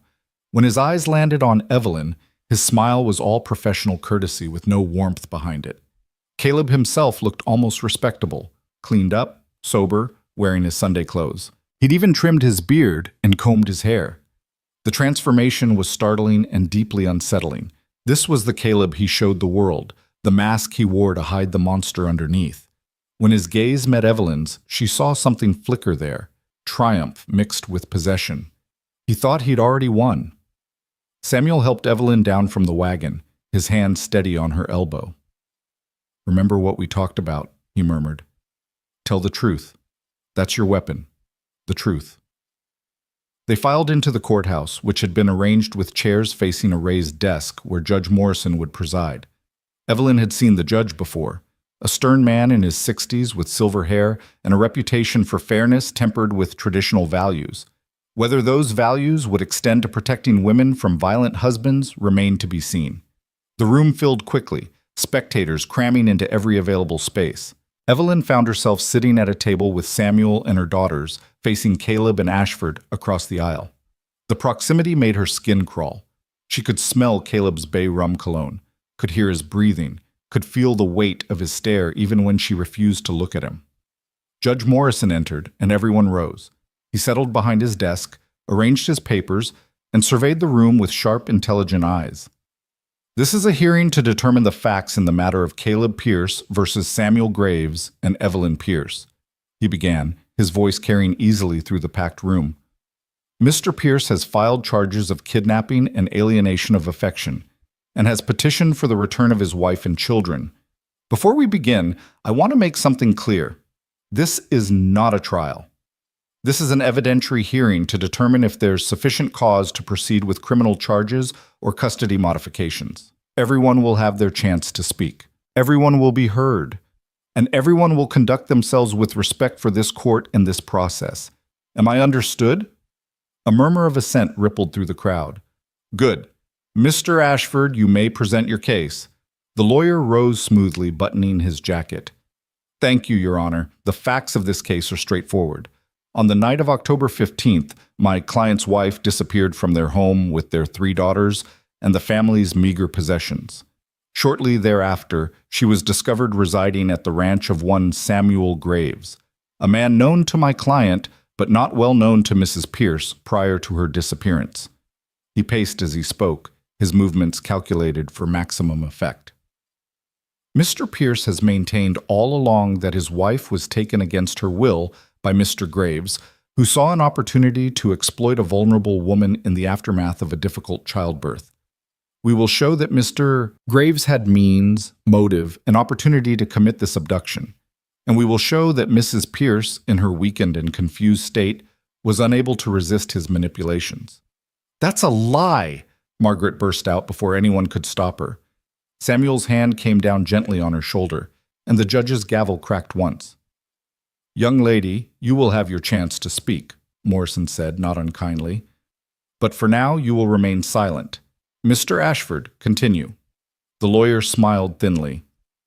As you can see, Your Honor, the children have been taught to speak disrespectfully. Further evidence of the corrupting influence Mr. Graves has exerted during their time in his care. He returned to his table and picked up a sheet of paper.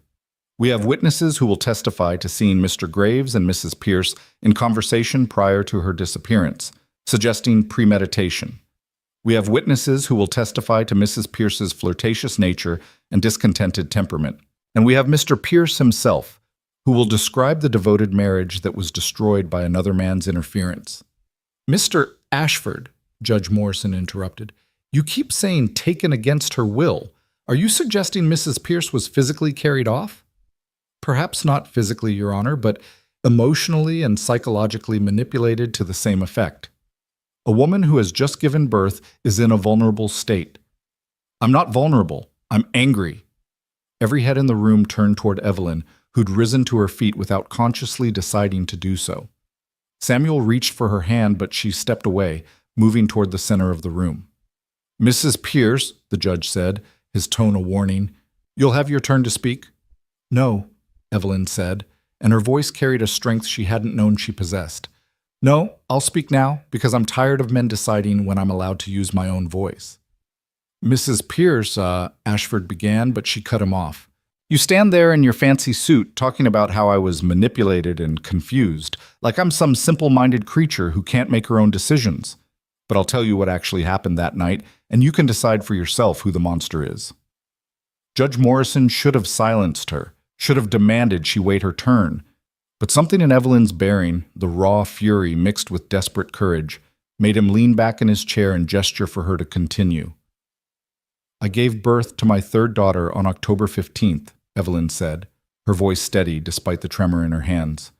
And when my husband came home and learned I'd given him another girl instead of a son, he beat me unconscious. He beat me while I held a newborn baby. He beat me until blood pooled beneath my cheek and I couldn't see out of one eye. And then he left me there, on the dirt floor of our shack, and went back to the saloon to drink away his disappointment. The courtroom had gone utterly silent. Even Caleb sat motionless, his face unreadable. Samuel Graves didn't kidnap me, Evelyn continued. He saved me. He offered safety when I had none, kindness when I'd forgotten what it felt like, hope when I thought I'd join it again. And if that's a crime, if choosing life over slow death is something this court wants to punish, then I'll accept that punishment, but I won't lie. Not anymore. Not ever again. She turned to face Caleb directly, and the courtroom collectively held its breath. You want to talk about marriage vows? About sacred bonds and wifely duty? Her voice dropped to something low and dangerous. You broke those vows the first time you raised your hand to me.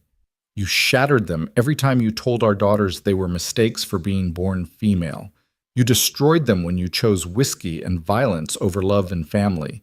So don't you dare stand there and pretend to be the wounded party. Don't you dare claim I'm the one who failed our marriage. Caleb's face had gone red, his hands clenched into fists on the table. Ashford laid a restraining hand on his client's arm, but Evelyn wasn't finished. And you, she said, turning her fury on the lawyer. You talk about my flirtatious nature like wanting basic human dignity is the same as infidelity. You talk about my discontented temperament like not wanting to be beaten is some kind of character flaw. Well, I am discontented. I'm discontented with a world where women are treated as property, where children are valued based on their gender, where men like Caleb can terrorize their families without consequence, while men like Samuel are punished for showing basic human decency. She swept her gaze across the packed courtroom, meeting the eyes of everyone present. You all knew what was happening in that shack. You heard my screams. You saw my bruises. And you did nothing, because it was easier to look away than to admit that maybe, just maybe, the law was wrong. That maybe women deserve better than to be legal slaves to whatever man signs a marriage certificate. Judge Morrison finally found his voice. Mrs. Pierce, that's quite enough. No, it's not, Evelyn said, and there were tears streaming down her face now, hot and furious. It's not nearly enough. Because tomorrow you're going to make a decision that will determine whether my daughters grow up knowing they have value, or whether they grow up believing that being female means accepting cruelty as the natural order of things. And I need you to understand, really understand, what's at stake here. She moved to where Sarah and Margaret sat, placing a hand on each girl's shoulder. These are my daughters. Sarah is 7 years old, and she's learning to read because Samuel Graves takes the time to teach her. Margaret is 5, and she's learning to draw because someone finally told her that art and beauty and self-expression are rights, not privileges. And Grace, her voice broke. Grace is barely 2 weeks old, and she's never once been called a mistake, because in Samuel's house, all children are valued equally. Evelyn looked back at the judge, her vision blurring but her voice clear. So when you make your decision, Your Honor, I want you to think about what you're really deciding. Are you deciding whether I broke the law by leaving my husband, or are you deciding whether the law itself is worth following when it protects monsters and punishes victims? Because those are two very different questions, and the answer to one doesn't necessarily answer the other. She returned to her seat, her legs suddenly weak, and Samuel's hand found hers beneath the table. He squeezed once, and she felt the wordless support flow between them. Judge Morrison was silent for a long moment, his face unreadable. Finally, he spoke. Mr. Ashford, call your first witness. The hearing stretched on for hours. Ashford called Tom Barlow's wife, who testified to seeing Evelyn smile at Samuel during a town social 6 months prior, proof, supposedly, of their illicit relationship. He called Frank Jessup, who claimed he'd witnessed Samuel and Evelyn in intimate conversation near the creek 2 days before she disappeared, though under cross-examination from Doc Matheson, acting as impromptu counsel, he admitted they'd been 20 feet away and speaking in normal tones about the weather. Then Caleb himself took the stand, and Evelyn had to watch as he painted a picture of devoted husband driven to occasional drinking by the stress of failed crops and economic hardship. He claimed Evelyn had grown increasingly distant and cold, refusing her wifely duties and filling their daughters' heads with notions of independence. He spoke of coming home that fateful night to find her and the children simply gone, and the terror that had seized him. I thought they were dead, Caleb said, his voice breaking in what seemed like genuine emotion. I thought something terrible had happened, and then I learned they were with Graves, and I was relieved at first. Relieved they were safe. But then I realized what he'd done, turned my own wife against me, poisoned my children's minds. And I knew I had to get them back, had to restore my family. It was a masterful performance, and Evelyn could see it working on some of the spectators. Caleb had always been good at lying when sober, at playing the victim when it suited him. But then Doc Matheson began his questioning, and the facade started to crack. Mr. Pierce, you testified that you occasionally drank due to economic stress. Can you define occasionally? I don't know. Once or twice a week? Witnesses have testified seeing you drunk nearly every night at the Silver Dollar Saloon. Would you say they're lying? They're exaggerating. I see. And these drinking sessions, did they ever lead to arguments with your wife? Sometimes. Marriage is hard, Doc. You know that. Did these arguments ever become physical? Caleb's jaw clenched. I may have raised my voice. I asked if they became physical, Mr. Pierce. Did you ever strike your wife? A pause. Then, she provoked me sometimes. A man can only take so much nagging. That's a yes, then. You struck her. How many times would you estimate? I don't keep count of more than 10 times? More than 50? I said I don't. Did you beat your wife the night she gave birth to your third daughter? The courtroom went so quiet that Evelyn could hear her own heartbeat. Caleb looked at his lawyer, who gave a subtle shake of his head, but the damage was done. The pause had been too long, the hesitation too obvious. I was upset, Caleb finally said. Another girl when I needed sons to work the land. Any man would have beaten a woman who'd just given birth? Doc Matheson's voice dripped with disgust. Is that truly your defense? That's enough, Judge Morrison said. Mr. Pierce, you may step down. What followed was a parade of witnesses on Evelyn's behalf.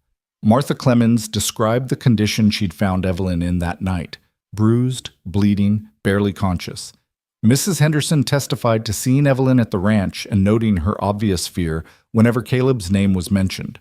The preacher's wife spoke of the change in the girls, how they'd gone from frightened and withdrawn to curious and engaged in just 2 weeks of living with Samuel. And then it was Sarah and Margaret's turn. Evelyn wanted to spare them, wanted to tell the judge they'd said enough already. But Samuel leaned close and whispered, "They need to do this, for themselves as much as for you." Sarah went first, climbing into the witness chair with her back straight and her chin lifted. She looked so small up there, so fragile, but her voice was clear when she spoke. Judge Morrison softened his typically stern demeanor. Sarah, I know this is frightening, but I need you to answer some questions for me. Can you do that? Yes, sir. Good girl.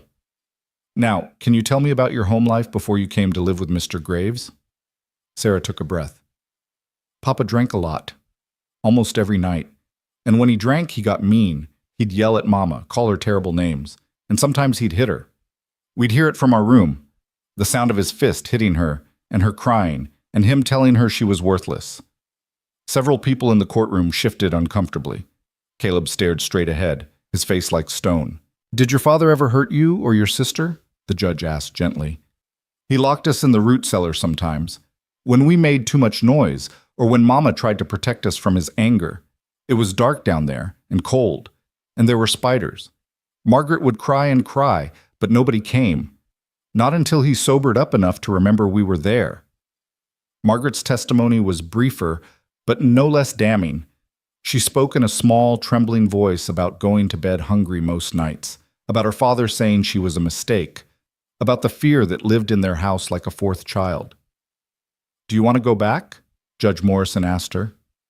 No, sir, Margaret said immediately. I'd rather die than go back.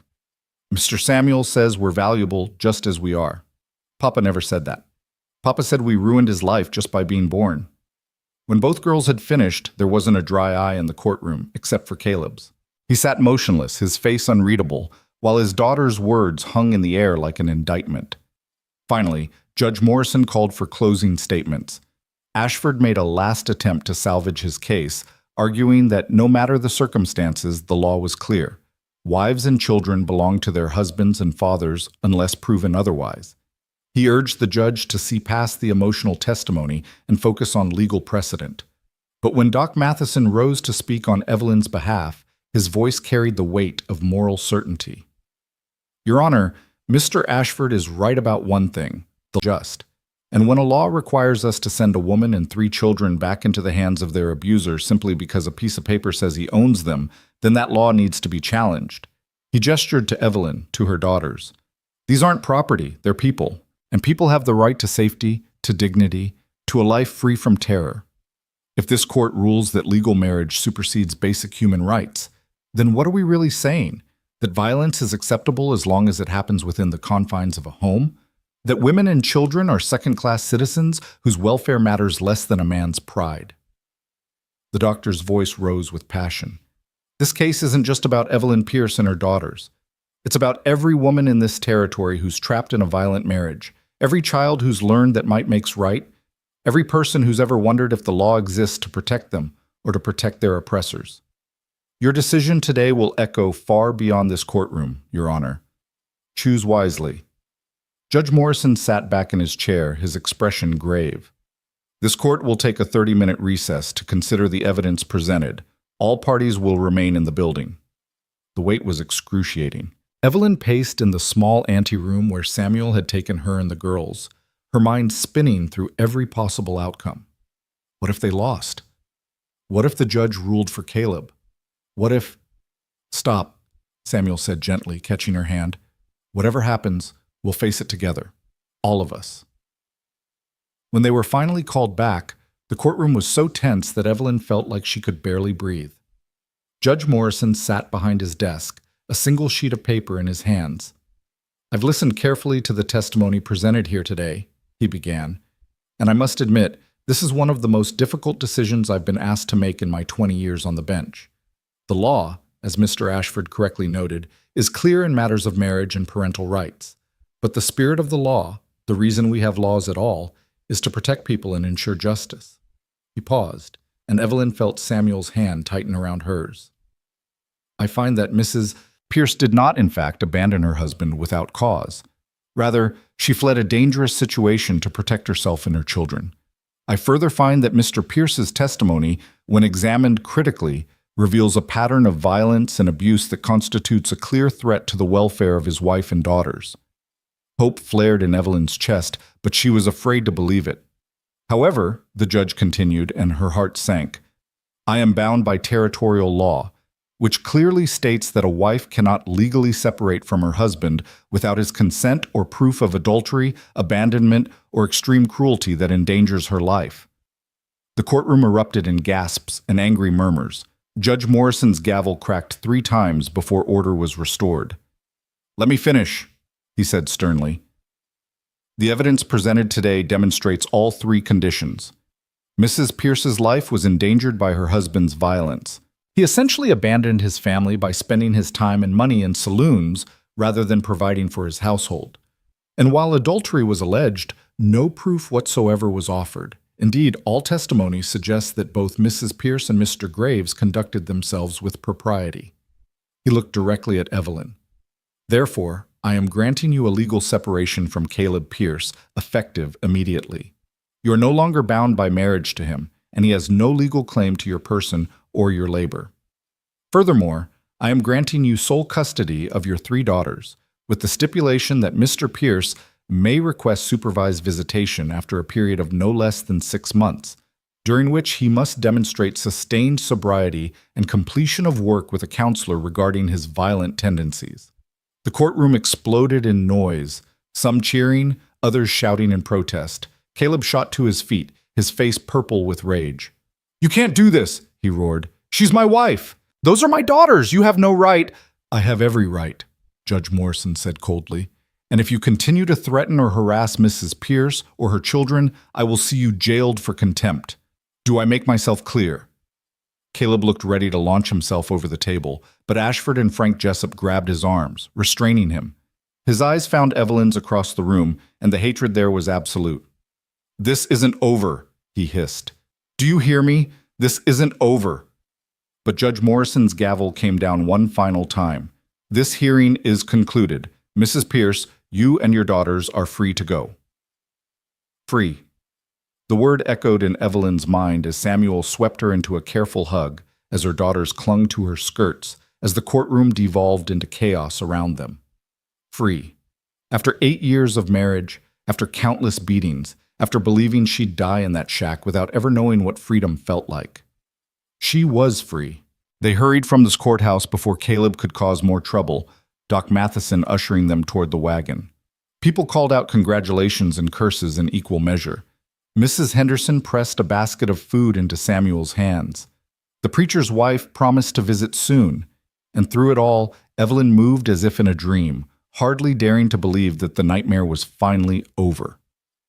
It wasn't until they were halfway back to the ranch, the sun setting in a blaze of orange and gold across the desert, that reality began to settle in. She turned to Samuel, who was driving the wagon with steady hands and a quiet smile on his face. "What happens now?" she asked softly. Samuel glanced at her, his eyes warm in the fading light. "Now? Now you figure out who you want to be when you're not just surviving. Now your daughters grow up knowing they matter. Now we all get to find out what peace feels like." "And you?" Evelyn asked. "What do you get out of all this?" Samuel was quiet for a moment, his gaze returning to the road ahead. When he spoke, his voice was rough with emotion. "I get to see the stars shine through the storm," he said simply. "That's enough for me." Behind them, Sarah and Margaret had fallen asleep in the wagon bed, exhausted by the day's ordeal. Grace dozed peacefully in Evelyn's arms. And ahead, just visible on the horizon, was the ranch, the house with glass windows and a proper door, the barn where a widower played guitar and told stories about stars that never died, the creek where children could laugh without fear. Home. Not just shelter, but home. A place where being female wasn't a crime, where children were treasured, where kindness existed without conditions. Evelyn closed her eyes and let the tears come. Tears of relief, of gratitude, of something that felt dangerously like joy. She was free. And for the first time in her life, she was learning what it meant to truly live. Winter came to the Arizona desert with surprising gentleness, bringing cold nights and crystalline mornings when frost turned the world silver.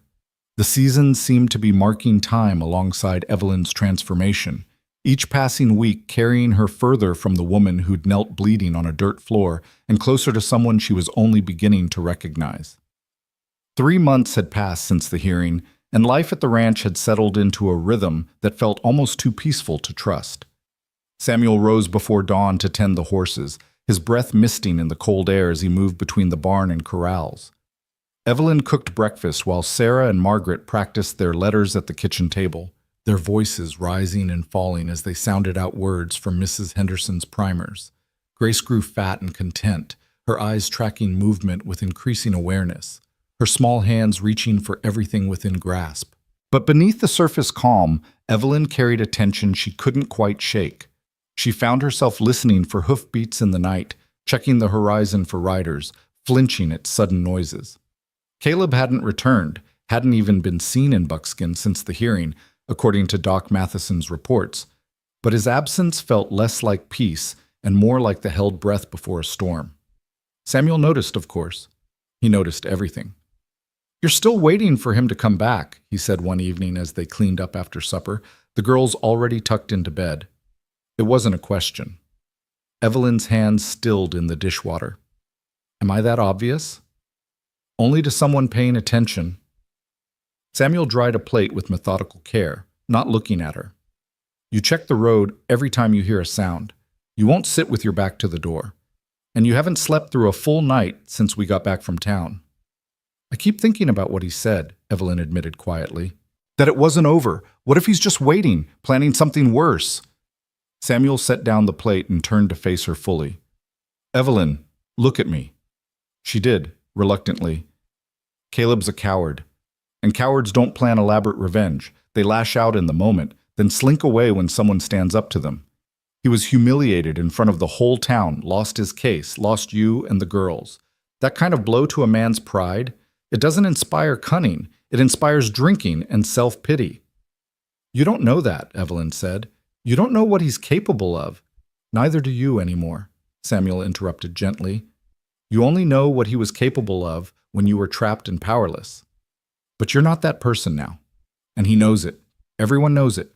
You stood up in that courtroom and told the truth about him. Consequences be damned. That's not someone he can control anymore. Evelyn wanted to believe him. God, how she wanted to believe him. But fear had lived in her bones for so long that evicting it felt impossible. What if I'm never not afraid? She whispered. What if this is just who I am now, someone who jumps at shadows and can't trust peace when she finds it? Samuel moved closer, and Evelyn was struck by how natural his presence had become, how she no longer tensed when he approached. Then we work on it together, day by day, until the good days outnumber the bad ones, until you can sleep through the night without nightmares, until you can sit on the porch and watch the sunset without wondering if it's your last one. That sounds like a lifetime's worth of work, Evelyn said, attempting a smile. Good thing we've got time then. The way he said it, casual but weighted with meaning, made Evelyn's heart skip. They'd been so careful around each other these past months, maintaining proper distance, avoiding anything that might appear improper to the few townspeople who visited. Samuel still slept in the barn most nights, though he'd finally agreed to use the spare room when the temperature dropped below freezing. They worked side by side, ate meals together, raised the girls as a team, but always with an invisible line between them, a line that Evelyn was starting to resent. Samuel, she began, then stopped, unsure how to voice what she was feeling. I've been thinking. A knock at the door cut her off, sharp and urgent. Both of them froze, old instincts kicking in. Samuel moved toward the rifle above the mantel, but before he could reach it, a familiar voice called out. Samuel, Evelyn, it's Martha Clemens. I need to speak with you. It's urgent. Samuel opened the door to find the midwife standing in the cold, her face pale and drawn. Martha, what's wrong? It's Caleb, Martha said, her words tumbling out in a rush. He's dead. Found him this morning in the back room of the Silver Dollar. Drank himself to death, the doc says. His liver finally gave out. The world tilted sideways. Evelyn gripped the back of a chair to steady herself, her mind unable to process what she'd just heard. Dead. Caleb was dead. Are you sure? Samuel asked, his voice carefully neutral. Doc Matheson examined the body himself, there's no doubt. Martha's eyes found Evelyn's. I thought you should know before the gossip starts spreading. Some folks are already saying you killed him, that the shame of losing in court drove him to drink himself to death. I wanted you to hear the truth from someone who was there. I didn't, Evelyn started, but her voice failed her. Guilt crashed over her in waves, irrational but overwhelming. Had she killed him? Not with her hands, but with her defiance? Was his death on her conscience now, another weight to carry? Evelyn, no! Samuel was beside her instantly, his hands on her shoulders. Don't you dare take responsibility for his choices. Caleb drank because that's what he did. He'd been drinking himself to death for years. You just weren't around to watch the final act. But if I hadn't left, then he would have eventually killed you, Samuel said firmly. Or one of the girls. Or he would have drunk himself to death anyway, and you would have been there to take the blame and the shame. This isn't your fault. His death is on him, same as everything else he did. Martha nodded vigorously. Samuel's right. I've been birthing babies in this territory for 30 years, and I've seen men like Caleb Pierce before. They're born broken, or they get broken early, and nothing anyone does can fix them. You tried, Evelyn. God knows you tried longer than most women would have. But some people are determined to destroy themselves, and all you can do is get out of the way before they take you with them. Evelyn sank into the chair, her legs no longer able to hold her. Dead. The word kept echoing in her mind, refusing to take on meaning. The man who'd shaped 8 years of her life, who'd given her 3 daughters and countless scars, who'd been her tormentor and her husband and the monster in all her nightmares, gone. Just like that. What happens now? She asked, her voice sounding hollow even to her own ears. Do I have to... Is there a funeral? Am I expected to... You're not expected to do anything, Martha said firmly. The town's burying him tomorrow in the paupers section of the cemetery. Some of the saloon folks will be there, I imagine, but nobody expects his widow to attend, especially not after... She trailed off, clearly uncomfortable. After everyone knows what he did to me, Evelyn finished. The words felt strange in her mouth, so matter-of-fact, so divorced from the pain they represented. After the whole town heard about how he beat me. After the whole town heard the truth, Samuel corrected. There's a difference. Martha lingered a few more minutes, offering awkward condolences that felt more like congratulations, then left with promises to keep Evelyn informed of any developments. When the door closed behind her, silence fell over the house like a blanket. Samuel moved to build up the fire, giving Evelyn space to process. She sat motionless, staring at her hands, trying to catalog what she was feeling. Grief? No, not grief exactly. Relief?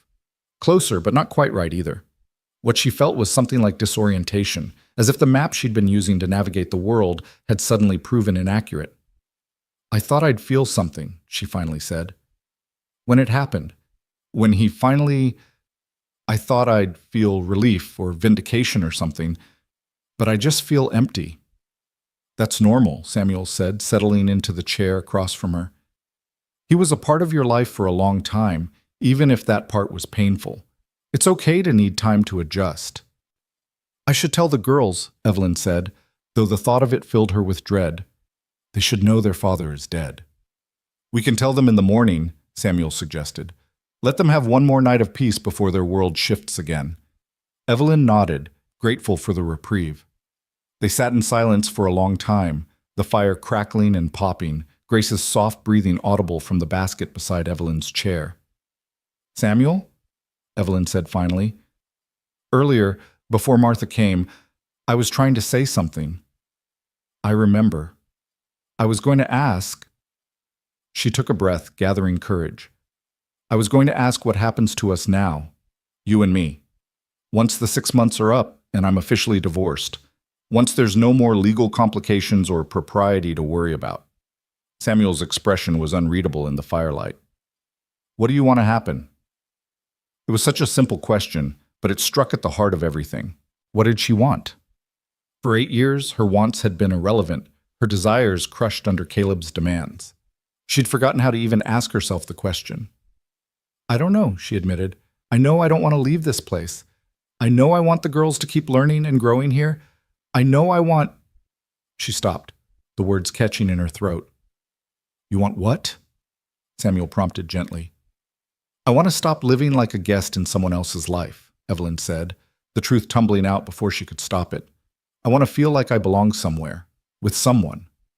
I want to stop being afraid that kindness is temporary, that safety is an illusion, that any moment now you're going to realize we're more trouble than we're worth and ask us to leave. Evelyn, I know it's foolish, she continued, unable to stop now that she'd started. I know you didn't sign up for a ready-made family. You were just trying to help a stranger, and now you're stuck with 3 children and a woman who's so damaged she can't even... Stop. Samuel's voice was firm but not harsh. He moved from his chair to kneel in front of her, taking her hands in his. Listen to me carefully. You are not damaged. You are not too much trouble. And you could never be something I'm stuck with. Do you understand? Evelyn shook her head, tears spilling down her cheeks. You don't have to say that. You don't have to... I'm not saying it because I have to, Samuel interrupted. I'm saying it because it's true. Evelyn, these past 4 months, having you and the girls here, it's brought this house back to life.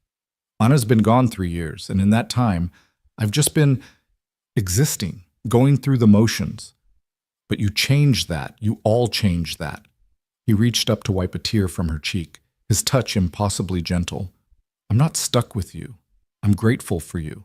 Every day I wake up grateful that Martha Clemens had enough conscience to send me to that shack. Grateful that you were brave enough to trust a stranger.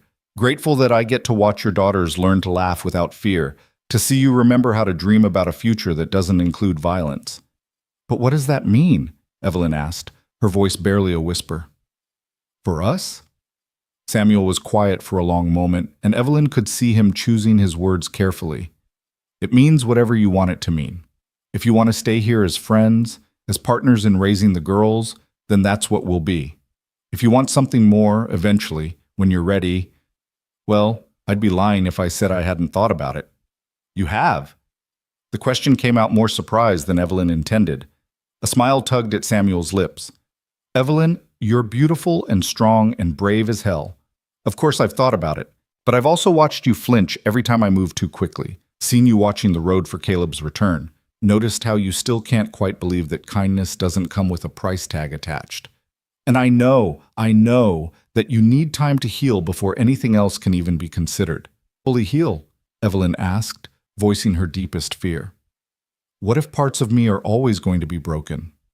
Then we work around the broken parts, Samuel said simply. Evelyn, nobody comes to love undamaged. We all carry scars. The question isn't whether you're perfect, it's whether you're willing to keep trying.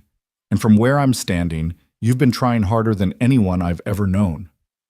The word love hung in the air between them, weighty and terrifying and impossibly sweet.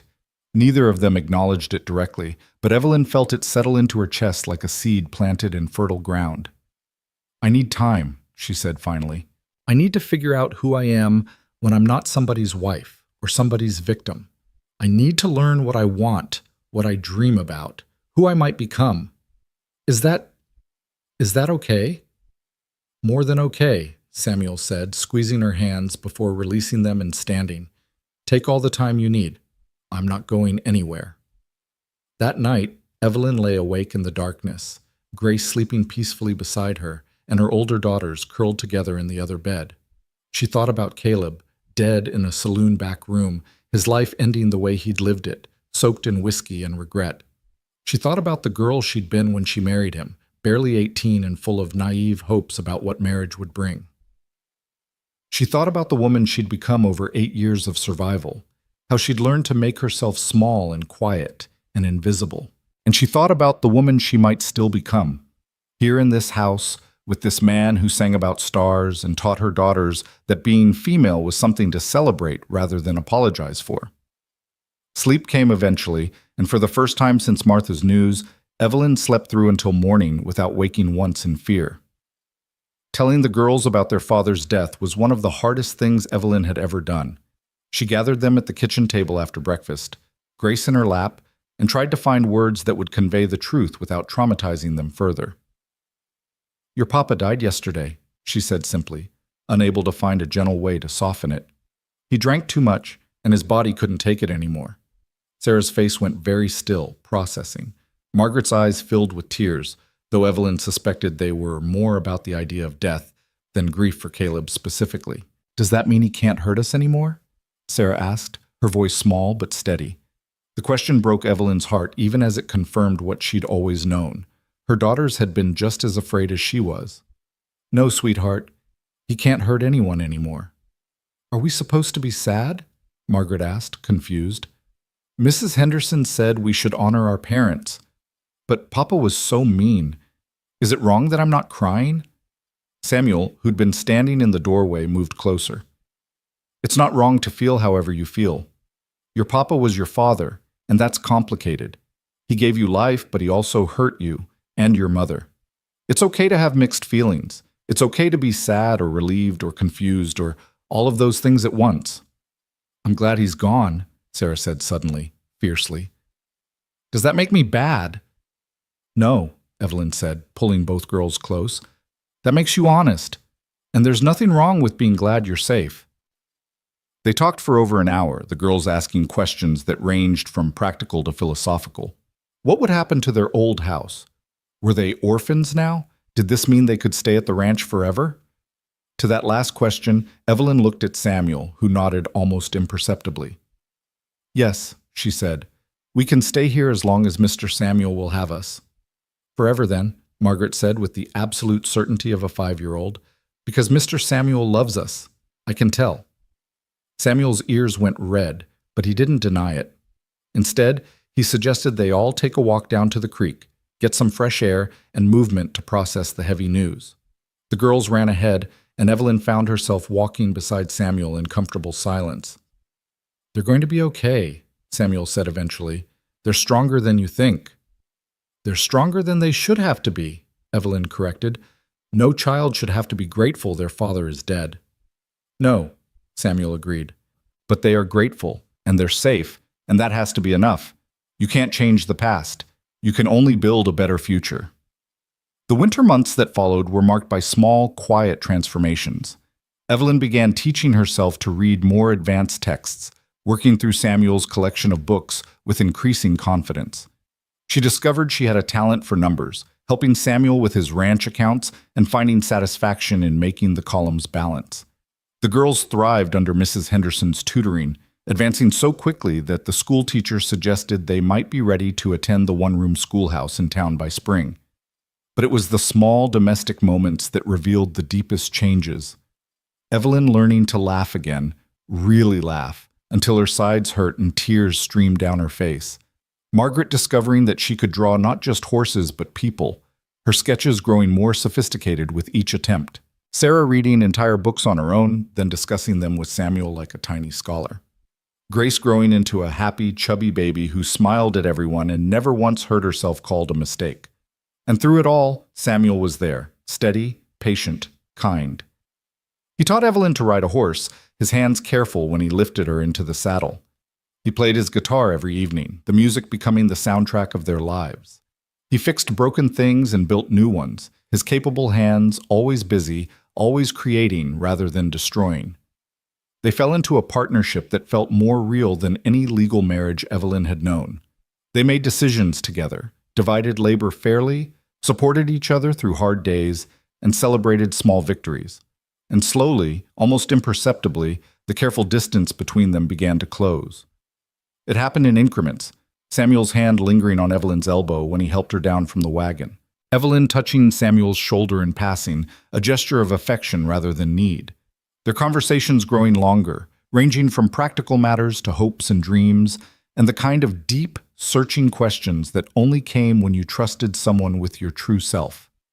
Spring arrived with explosive color, wildflowers carpeting the desert in brilliant yellows and reds and purples. The apple tree behind the house, which had been bare and dormant all winter, suddenly burst into bloom, its branches heavy with white and pink blossoms. Evelyn stood beneath it one morning, marveling at the transformation. Samuel found her there, his hands dusted with flour from making breakfast. "Beautiful, isn't it?" he said, moving to stand beside her. "Anna planted this tree the first year we were married. She said every home needed something beautiful that bloomed, something to remind you that winter always ends." "She was right," Evelyn said softly. The petals drifted down like snow, catching in her hair and on her shoulders. "Evelyn," Samuel said, and something in his tone made her turn to face him fully. "I've been thinking. About us. About the future." Her heart began to beat faster. And I know I said I'd give you all the time you needed, and I meant it. I still mean it. But I also think maybe it's time I was honest about what I'm hoping for, so you can decide if it's something you might want too." "I'm listening," Evelyn said, barely breathing. Samuel took a breath, clearly gathering his courage. "I want to marry you, not because it's proper, or because the town expects it, or because you need a provider, but because I've fallen in love with you, with your strength and your courage, and the way you read to your daughters every night, with how you hum while you cook, and how you're teaching yourself arithmetic just because you can, with your laughter and your fierce determination and the way you're slowly learning to trust again." He took her hands in his, and Evelyn could feel them trembling slightly. "I want to stand with you under this tree and make promises that actually mean something. I want to raise your daughters as if they were my own, not because you need help, but because I love them and want to be their father in truth, not just in practice. I want to build a life with you, Evelyn, a real one based on choice and respect and partnership." Tears were streaming down Evelyn's face, but for once they weren't tears of pain. "I'm still broken in places," she whispered. "I still have nightmares sometimes. I still flinch at sudden movements. I still don't fully understand how to be in a relationship where kindness is the foundation instead of fear." "Then we'll learn together," Samuel said simply. "Evelyn, I'm not asking you to be perfect. I'm asking you to be willing, to try, to build something new with me, even if we stumble sometimes." Evelyn thought about the woman she'd been, beaten down, hopeless, convinced her only value lay in survival. And she thought about the woman she was becoming, stronger, braver, learning to dream again. The transformation wasn't complete, might never be complete, but it was real. "Yes," she said, the word coming out stronger than she expected. "Yes, I'll marry you, not because I need to, but because I want to, because you've shown me what love actually looks like. and I want more of it. I want a lifetime of it." Samuel's smile was like the sun breaking through clouds.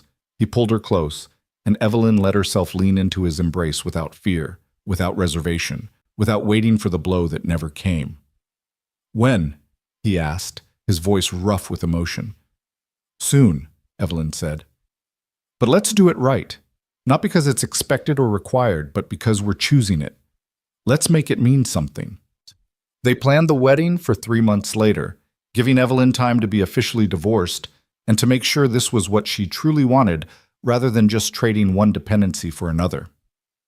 Doc Matheson and Mrs. Henderson stood as witnesses. Martha Clemens made Evelyn's dress, simple muslin, but beautifully sewn with tiny embroidered flowers around the neckline. The preacher's wife helped the girls create a patchwork veil from scraps of fabric, each piece representing something meaningful. Anna's quilts, Sarah's first primer, Margaret's art paper, Grace's baby blanket. On the morning of the wedding, Evelyn stood in the bedroom she'd shared with her daughters for 6 months, looking at herself in the mirror. The bruises had long since faded. The split lip had healed without a scar. The physical evidence of Caleb's violence had vanished, leaving only a woman with laugh lines beginning to form around her eyes and a confidence in her bearing that hadn't been there before. Sarah and Margaret burst in, their faces flushed with excitement. They wore matching dresses that Mrs. Henderson had made, and their hair was plaited with wildflowers. "Mama, you look so pretty," Margaret exclaimed, bouncing on her toes. "Are you nervous?" Sarah asked, more perceptive than her years. "A little," Evelyn admitted, "but good nervous, excited nervous." "Do you love Mr. Samuel?" Margaret asked with a child's directness. Evelyn smiled, the truth of it settling into her bones. "Yes, I do. Very much." "Good," Sarah said firmly, "because he loves you too, and he loves us, and that's what makes a real family, isn't it? Love instead of what we had before." Evelyn pulled both girls close, breathing in their sun-warmed scent. That's exactly what makes a family. Love and choice and respect and kindness. The ceremony took place beneath the apple tree, which was still blooming despite the advancing spring. It was a small gathering, just Doc Matheson, Mrs. Henderson, the preacher's wife, Martha Clemens, and a handful of townspeople who'd supported Evelyn through her darkest days. Sarah and Margaret stood on either side of their mother, Grace cradled in Mrs. Henderson's arms. Samuel waited beneath the branches, and when Evelyn saw him, her breath caught. He wore his Sunday clothes, his hair neatly combed, his weathered face alight with joy. But what struck her most was the way he looked at her, not with possession or expectation, but with wonder and gratitude and love that asked for nothing except the chance to give. She walked toward him on her own, no father to give her away because she wasn't property to be transferred. She walked as a free woman, making a free choice, and the symbolism of it made her eyes sting with tears. When she reached Samuel, he took her hands in his, and the preacher began the ceremony. But before the official words started, Samuel spoke. "I want to make some promises," he said, his voice carrying across the small gathering. "Not just the standard vows, but real promises. Specific ones." Evelyn nodded, not trusting her voice. "I promise to never raise my hand to you in anger," Samuel said. "I promise to value your voice and your choices. I promise to love your daughters as if they were born of my blood. I promise to work beside you as an equal partner, not above you as a master. I promise to keep singing when times are hard, to keep hoping when hope seems foolish, and to keep showing up every day to build this life with you." He squeezed her hands. "And I promise that when you have nightmares or hard days or moments when you forget that you're free now, I'll be patient. I'll remind you. I'll wait as long as it takes for you to fully believe that this is real and lasting and good." Evelyn's tears were flowing freely now.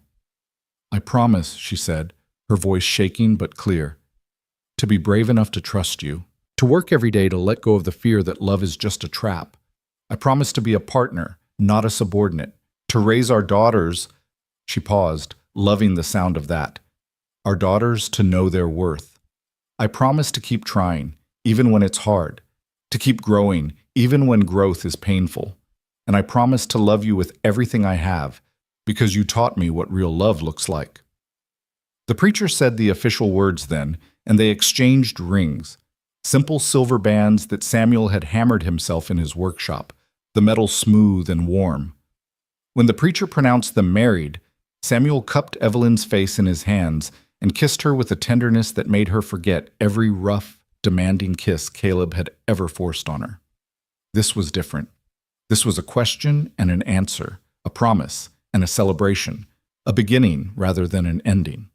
The girls cheered and Grace wailed as if in celebration, and their small gathering applauded. Doc Matheson produced a bottle of wine he'd been saving, and they toasted under the apple blossoms while Sarah and Margaret chased each other around the tree in dizzy spirals of joy. The rest of the day passed in a blur of food and laughter and music. Samuel played his guitar, while Mrs. Henderson sang old hymns in a surprisingly beautiful voice. Margaret drew pictures of everyone, her artistic eye capturing not just what they looked like, but how they felt, the joy and relief and hope that seemed to shimmer in the air itself. As the sun began to set, painting the sky in shades of orange and gold and deep purple, the guests began to leave. Doc Matheson was last, pausing to grip Samuel's shoulder and kiss Evelyn's cheek. "You did good," he told them both.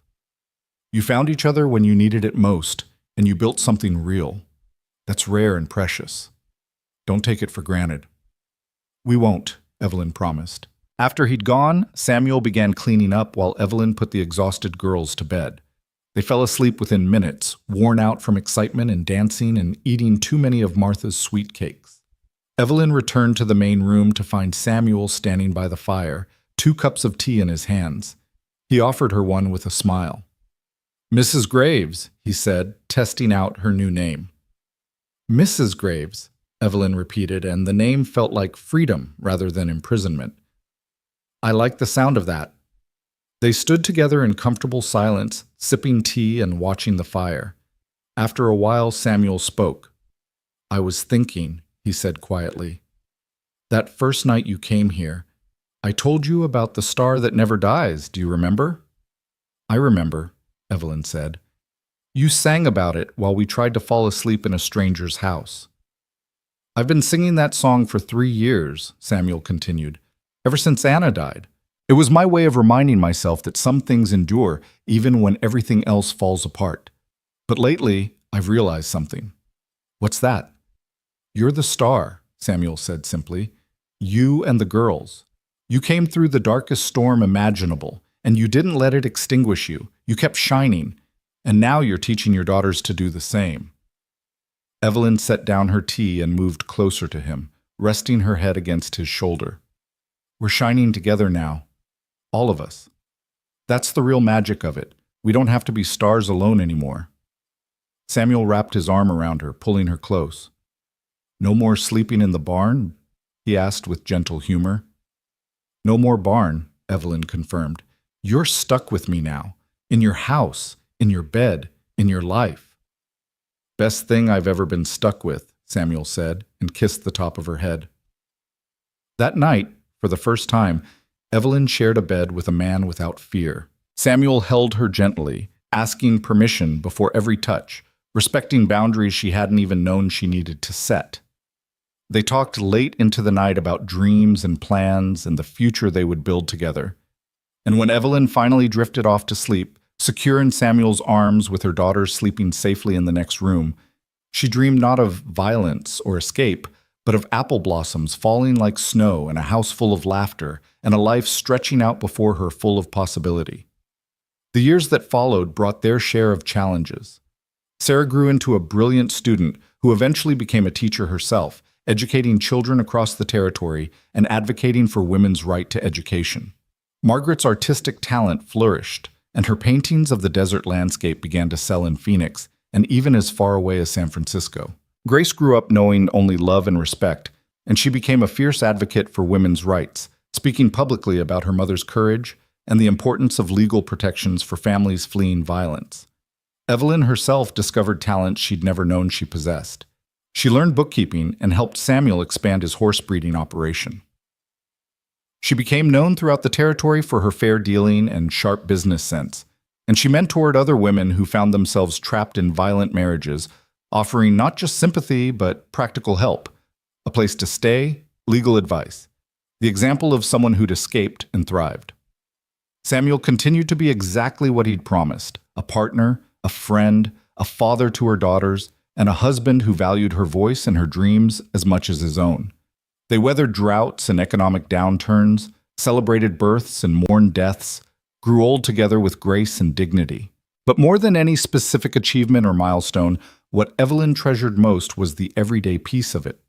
The mornings when she woke without fear, the evenings when the family gathered for supper and shared stories of their day, the nights when she fell asleep in Samuel's arms, secure in the knowledge that his love had no conditions attached. 20 years after that first terrible night when she'd fled Buckskin with her daughters, Evelyn stood beneath the apple tree, older now, silvering at the temples, her hands marked with the honest work of a life well lived. The tree had grown massive, its branches spreading wide, its blossoms more abundant than ever. Sarah visited with her own children. Margaret sent paintings from San Francisco. Grace was in Phoenix giving a speech at a women's convention.